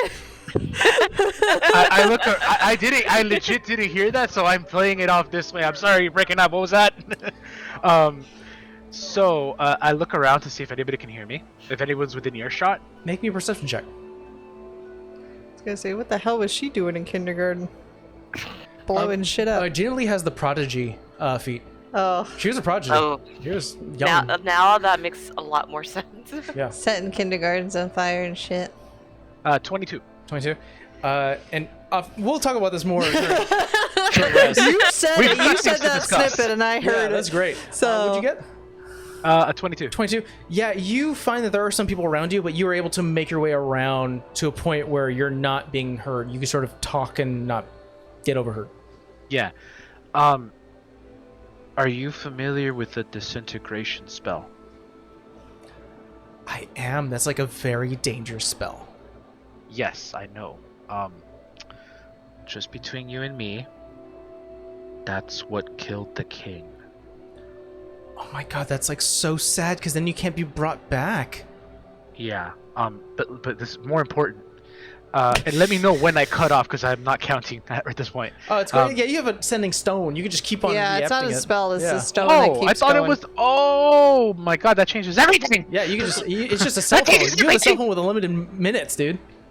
Oh, nice. And it's not even like 9 o'clock or weekends. No. Sweet. I'm gonna say, like, listen. Okay, can you describe a normal beam to me? Like, if you were to cast a disintegration, I think it's a disintegrate ray, or what's it called exactly? I'm not too familiar. It's like a beam for disintegration. It's really kind of like up to the caster because everyone does spells differently. But generally, like what it's written in like in books and schools is that it is like almost like a palm-sized beam that is released, and it goes a certain far distance. And if it does some serious, like some people survive, like it's like super deadly. You know, hardy people can survive it. But if you're not like a weathered adventurer, you could turn to ash. So, Gina, tell me if this is possible. Maybe you've never heard of it. Maybe no, you have. I don't know. You would think, like, I assume my limited knowledge of magic, that a disintegration ray is like a very powerful spell that takes a lot of your mana to cast, right? Oh, it takes a lot of energy. Right. And you produce this beam that you said is like a palm size, and of course we're only thinking his giant palm. Yeah. It's like this is a massive beam, right? Right? Gina Lee, what if you can, much like the edge of an arrow, right? Where you want it to go through something very small. What if you can hone the beam? What if instead of expending all that magic to make this giant beam, you could make it smaller, thinner, right? Then, wouldn't that save you up energy? Like, it wouldn't require the same amount of energy because it doesnesn't have the same... Rolly is trying to say surface area, but he has no idea what that is. So it's not as big or thick or wide, so it shouldn't take up that much energy, right? She takes a moment to respond back to you and goes, oh my god, that's like a freaking awesome idea. Like with like any spell, oh my god, that's gonna be like in my next thing. I don't know. Gina, I came up with it. That's I'm so I know, right? I'm I so know. proud of you. I'm so Yes! The guards behind him is just like, why is he jumping up and down? Yeah. By the way, this is going to affect the future of spellcasting in next campaign. Oh no. Great, they're gonna kill us from afar now. Oh no. I mean, So I'll finish with Gina. I'll say, like, Yeah. listen. So she's gonna answer you because you asked a Yeah. question, which was, can this be done? I'm not gonna do it. So essentially, the information you're gonna get is she is not sure. She's never heard any record of somebody being able to reduce a spell to a point where it takes less energy. It always takes the same amount of energy to release something. You know, it takes a threshold to activate and push. In her words, you know, a caster can use, like, it can manifest the spell in different ways. You know, they're even in the book, if you guys want to look at it, don't forget, and like in the DMG, someone can cast magic missiles and it looks like chickens, but it still activates and moves and reacts like the spell. It's just being manifested in a different way. So it's not like going to be like a smaller, thin line that does a lot longer. But she will say that if there was, because she does custom enchanting all the time, if you had a focus that did it for you, that would make it smaller and then more distance if needed. Like the wand. If you had a focus. Gina, have you made any focuses for anybody within the last 2 weeks? Like, yeah, but like nothing like that. I wouldn't know because I have a record. Gina, I don't know if she would be aware. Like, do you know what a sniper is? Yeah, no, I met a few. That's what I think happened with the disintegration ray. Someone from far away took out the king. The evidence suggests that the king was hit with some sort of spell. He disintegrated into ash. There's an imprint on the ground next to him where the trajectory of this beam was, and there is a literal hole in the stained glass where the beam shot through. It is the size of a grain of rice. And then Rolly puts down the sending stone, pulls out a pipe and a hat, and goes, elementary. It's elementary, my dear Watson. We're going to move forward on this one, but she definitely is impressed. It does sound like a solid hypothesis. We have to come up with the object, I guess. Thank you, Gina Lee. Love you. Oh my god, you're so sweet. Love you too. Before you head back in, the guy goes, do you have time to sign? Oh, I take my time. I sign it. I asked him, do you have a kid? I don't. But if you can Okay. sign it regardless, I'll give it to him when I actually have one. Do you have a special someone? I do. I have a girlfriend. Okay, I signed 2 for his girlfriend. That'd be a little weird. And then I look at the other guard who I recall said something to him about you're such a fanboy, and I signed 1 for him too. And I said I'd love to see you guys at the next fight. Hopefully, this war is, hopefully this is stopped or something happens and we can see each other in the Coliseum someday. Yeah. They shake their heads, and as you move on, the last thing you hear from the guy who was not a fanboy goes, "Here, have this for your stupid, unrelated, not existing kid." I chuckle on my way out. And you guys are led back together in the Grand Hall. It's gonna take a few hours for him to get the bodies for you, Vera. Mm-hmm. But you see Rolly with an excited expression on his face. So, I just talked to Gina Lee. Uh-huh. Mm-hmm. She said that.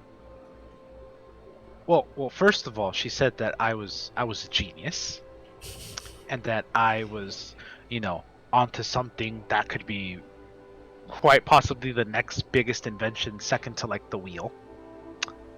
You guys should be honored that I'm here in your presence, And then I think Vera's looking at Uthiel like sympathy, huh? I'm just shaking my head at Rolly. I'm like, one good idea, Rolly, and just right to your head. Wait. He doesn't even know what a globe is. I told you I'd never seen one before. I said I didn't go to school, right? Okay. What did Gina Lee say? I just read books. Be a bigger man. He told you to read a book? Okay. No. Hold on. Hang on. Okay. So, she said that she knows about the disintegration spell. She says that she's studied it before, back at school, and of course this is now me fibbing it, right? Mm-hmm. But she said that in her studies, it's the size of your palm, right? Usually it can be whatever you want it to be, but normally it's about that big. However, if you were to find a focus, you could theoretically make it smaller and make it go farther, like a sniper. So like a You ha- wand. That's what she said. Yes. Yes. But I said it. Therefore, it must be true. Well, no, Sam said about the wand. It was in the paperwork. Right. But now I'm saying it. Therefore, it must be. Uthia hears all this and goes, We solve crimes, I'm I trying. swear. I'm really trying. Yes! Victory. You have to give it I'll up. let him have okay. Yeah, it. have it. Let him okay. have it. He did. Yes. I mean, he found The guy in our separate trial, they were gonna take him in because, no offense, he was a freaking weenie wizard and wussed out. 2, is there anybody in the kingdom that would, other than who we already know of, that would be contracted to make wands like that? Or even if it's just a generic one who we wouldn't even think about? There are hundreds of people who whittle with wood to craft wands. There are numerous shops that are ordered from across the kingdom. That would be an impossible task. 1 second, and I think her hair turns real bright red. Can you tell them to let me back in here when I'm done? And she starts walking out. Wait, You all have that granted pleasure, right? And she sends a message to Dallas. And Oh shit! and Oh, she's no. like, Oh. Dallas, you worm. Did you make a wand for Oliver Blake or Olivia Blake? Or any other weird person? Oh fuck. Well, Make me an damn. intimidation check. Just tell him you'll send Rolly after him. I come told on, you. I want. Can I give myself guidance? Sure. She's just pissed. That's not that great, but we'll see. Oh, okay. Let's see what intimidation is, because I don't remember. I think it's a +2. It's your charisma, what if so? Okay. I don't think you're proficient with it. No, but it's like a 16. A 16? I have a 15, but +1. I'm gonna say that. Can I give her guidance? Yeah. I'm gonna say that since Dallas was already kind of a weenie, that it probably wasn't that high of a DC anyways. And she saved his ass. That doesn't matter. And there's Rolly. He wanted to escape you guys anyways, so that's not gonna matter. But I think you do get a response saying, it was one of the first things I worked on. I think you hear the yell all the way in the castle. And I think added on going, I didn't know who they were. It was just some unnamed blackmailers. I think she comes in, and there is a form of this for an Eldarin. She has just leaves molting off of her, and it is like blood red hair. I think because we have discussed about the Eldrins before. This is the first time you've seen Vera fully monochromatic of skin, hair, and even some of the clothes is starting to be dyed red just from the arcane energy. She has turned a blue man group red. Savannah. Behind Run. with you, and I'm like, I don't. Run! Run! And I run His away. eyes go wide, and he's like, "Don't shove me! Don't shove me!" I run away. I go to the next room over, like, because kind of peek my head and like. I know who did the one. That little piece of nothing. I should have let you kill him, Rolly. Please- I please don't tell believe me. in killing people when they are in bad circumstances, but for the love of God, that man needs to get a grip. Is this Okay, person from okay. the kingdom? He's from the fucking domain. That doesn't help I us. know, but he was But we don't blackmailed. know. We don't. The good thing. What if we get him to confess to making the one? And who he made it for, because he does know who they are now. So you have a wand, but do we have I mean, do we have the wand?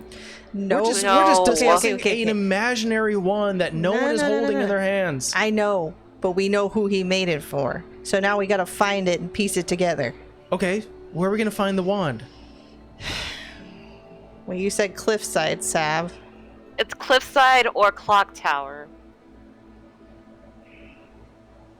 I told you so. You hear that from the other side of the room? Behind one of the I think she sconces. like tries to deep breathe as she like leaves What? continue to molt, and Why she's don't you just take trying to your go bear back. and hug it? Why don't you take a Layla and hug her or something? Just, Yeah, I this think- red is scary. I think Uthiel kind of like slowly approaches you, and then like grabs your hand and doesn't hug you, but just like grabs it and puts it up and goes, "Breathe, breathe." I let that worm go. I'm here- I'm here with you. saved I know. his life I fully so get he you. wouldn't get I obliterated hear you. into You're pieces. valid. Yeah, now I'm hiding with Rolly behind the thing. And he left us there to die like a wimp. I told you so. Oh boy. He's lucky I don't teleport over there and crush his throat myself. Wait, you can do that? In manner of speaking, I have to prep it. But anyway, it wouldn't be very, Ladylike? screw that. I just mean with my vows of being a cleric, I shouldn't do that. I've seen Vera more angry now than I have my entire life. That's Oh, saying a Celia, I ain't lot seen because you've nothing yet. seen how I looked at Lily and I didn't get this. You ain't seen nothing yet. I feel like Terrifying. you I'm do scared of need a her. vacation. No, you don't need a vacation. you That need therapy. brat. All because he God. made fake money. He has caused a war. Vera, look at your husband. Calm down. You should You're be not gonna- pissed too. I am pissed, but you look like you're gonna start catching on fire. I think this might strike you, Vera. Uthiel holds your hands, and as you're currently flailing around, obviously letting go, and taking a few steps back. And kind of a bit almost like it's a little bothersome, like he's like, I don't know what to do. And there's a bit of a defeat. It's not your fault. I didn't say it was. I'm just worried about you. Fine.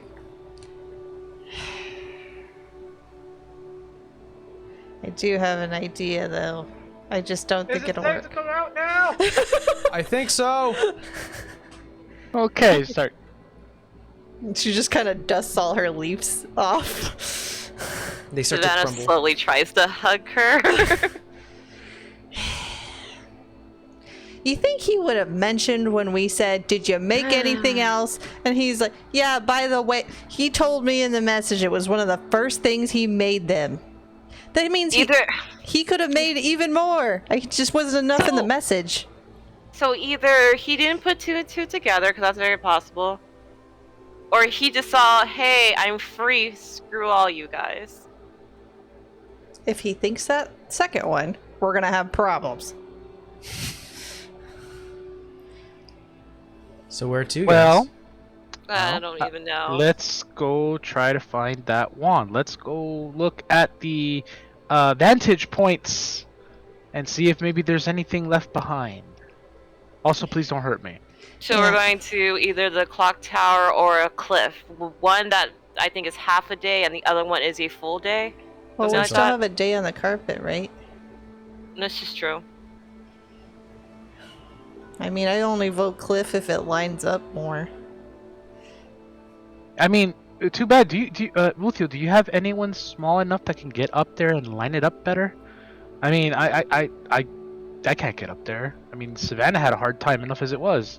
But we need to line this up to see where exactly we need to go. I'll say that with Savannah's peeking through the hole and sort of looking at the angle, that's sort of the two locations The closest. that are most likely to be the, some sort of vantage point. I know you said the clock tower is under construction. How accessible is it? You'd have to probably talk to the foreman.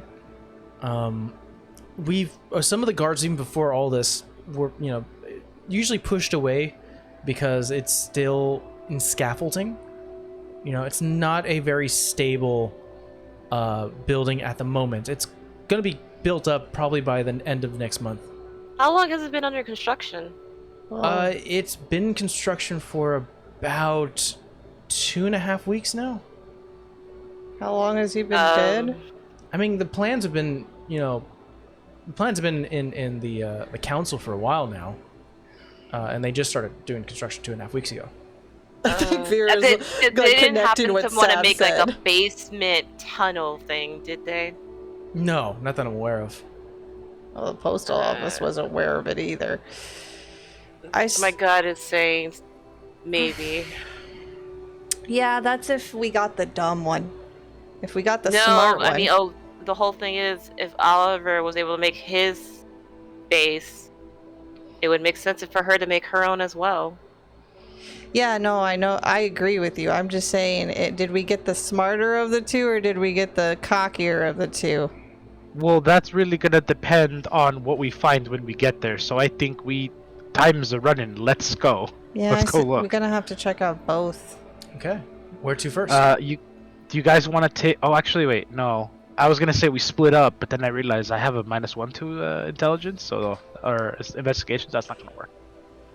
I don't think we should split up because we weren't expecting what we found in the domain, so we don't know what we're gonna find. Maybe nothing, maybe something.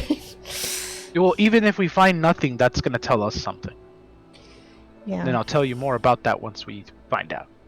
So why don't we start at the cliff and work our way in? Sounds like a plan. Yeah. Okay. Man, I hope it's not like when we found it, our friend, and we were in those caves, and like those kind of cliffs. So this is what's going to happen as you guys jump onto the magic carpet. 1 day left, and it takes a full day. Flying above the city of Isenby, getting closer and closer to the mountainside.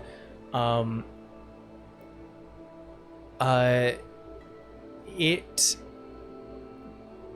unfortunately, due to because it's not like it was a 24-hour walk, but you guys are using the carpet, so you're not going to get a long rest. But you are able to get there because it's not very comfortable as you're trying to get closer and you start to get blasted with cool air and frigid temperatures as you start to go higher and higher into the mountainside, following this 45-degree angle, and starting again like buffered by wind occasionally. First of all, you guys avoid having to make the actions to climb and avoiding any pit trawl, anything I had planned for that. Good for you.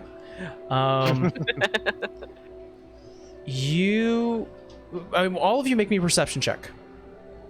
At this point, it's like nighttime. 16. 16. Dirty 20. Dirty 20. Ooh. 25. Dang. 25. Okay. Roll, you flick on the light for yourself so you can see in the dark. Savannah, you're cat. I don't think I have that anymore. Oh, then roll with disadvantage. Oh, take me Oh, that he 25. gave it to the tree person, remember? That's right. Yeah. Roll disadvantage. Hey, you're a human, buddy. That is what we make fun of Quinn for. 25. Oh, hey! I rolled a 17 and an 18. Ha ha! The moon is just casting a big spotlight across this icy, black rock, frigid cliffside that you're able to follow the path to. And Rolly, with a 25, you can see blended in with the black just stone there is a charred black remains of a campfire. I approach it. You guys are in the carpet. Oh, the carpet. You tell Savannah, and Savannah starts to... Yeah. Descend to it. Yeah, you. You guys hop off the carpet. The carpet only has a few more hours left, and it would probably be enough to just get you down quickly. So it goes into your spindle, your discus, and Rolly and everyone else, 'cause you rolled fairly high together, you start to look around, and there is a spent campfire. Lantern out. No illusions. There's a spent campfire, black rock around you, bits of snow hanging across what looks to be like a lifted cliffside, and you start to look down. You see, like, you're on a cliff end, and it goes down and goes up, and it goes down for a long time until it hits another cliffside, which could probably hurt. There is very little foliage here, only like the occasional vine and like maybe mountain flower that grows on it. But there looks to be a tin box within the fire pit. Like it was like thrown into the fire. That looks like it's been charred a little bit, but it looks like it held up. Hey, Sav, maybe you mage hand it just so we don't touch it and then it explodes in our face. Good point. Mage hand for it. You grab into the fireplace, grab the box, pulls back towards you, and it is like a little tin box, like a lunch box. I'll still use the mage hand. I'll put it on the ground to open it. You see several burnt notes, and as you start to read them, it reads as follows. Need to find a good vantage point. This one is too far. We need to wait till Master Blake arrives. She is currently busy at the desert at the moment.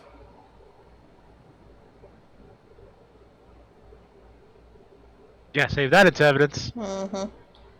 So they needed to find a good vantage point. So does that mean this was not a good vantage point?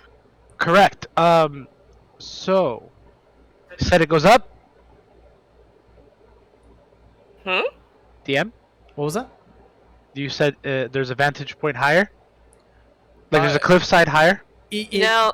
The direction hits a wall. Well, maybe we try the clock and definitely take that because it does state which asshole this was. We know Real it's a quick. Blake and it says she. Yeah, real quick, look down. How far of a drop is it to the lower part? Oh, from like one cliff to the other? About Yeah. 60 feet. 60 feet, okay. From where I'm standing, I want to see, can I see the clock tower? You can, if you were to look at that 45-degree angle and look directly towards the stained glass, which is like far away at this point. It's really, like, honestly, you have to imagine it. Yeah. It lines up with the clock tower. So clock tower? But it doesn't line up with the stained glass, right? Like from what I remember You're from too the far clock away. tower. At this point, you've been traveling for 8 hours. It's hard to tell. Okay. And as you're having this thought, you start to smell something, Rolly. Something acrid. Something that almost like as you kind of like rub your chin and breathe in heavily sort of this open mountain air, the scent hits your nose and you immediately have to like scrunch your way up and you're like, what the hell is that? And as you continue to breathe, you start to feel like almost burning your nostrils. Oh, what is that? Vera, as you're currently standing around the campfire, you know, looking around as well, Savannah, you're holding the box and having the best vantage point as everyone. You start to see one of the flowers in the mountaintops start to droop, and then right behind Vera, and you see the vines themselves start to,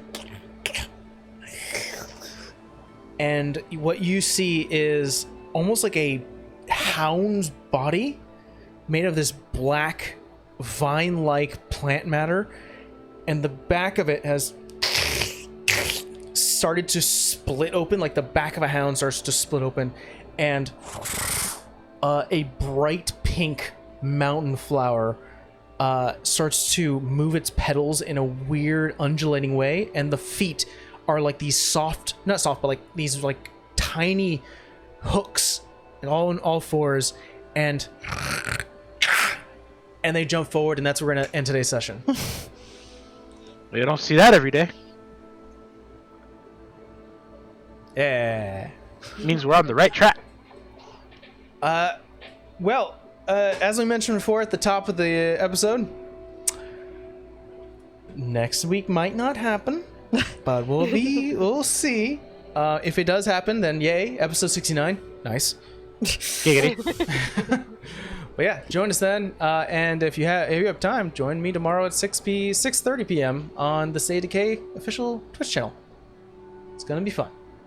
All right, bye everyone. Bye.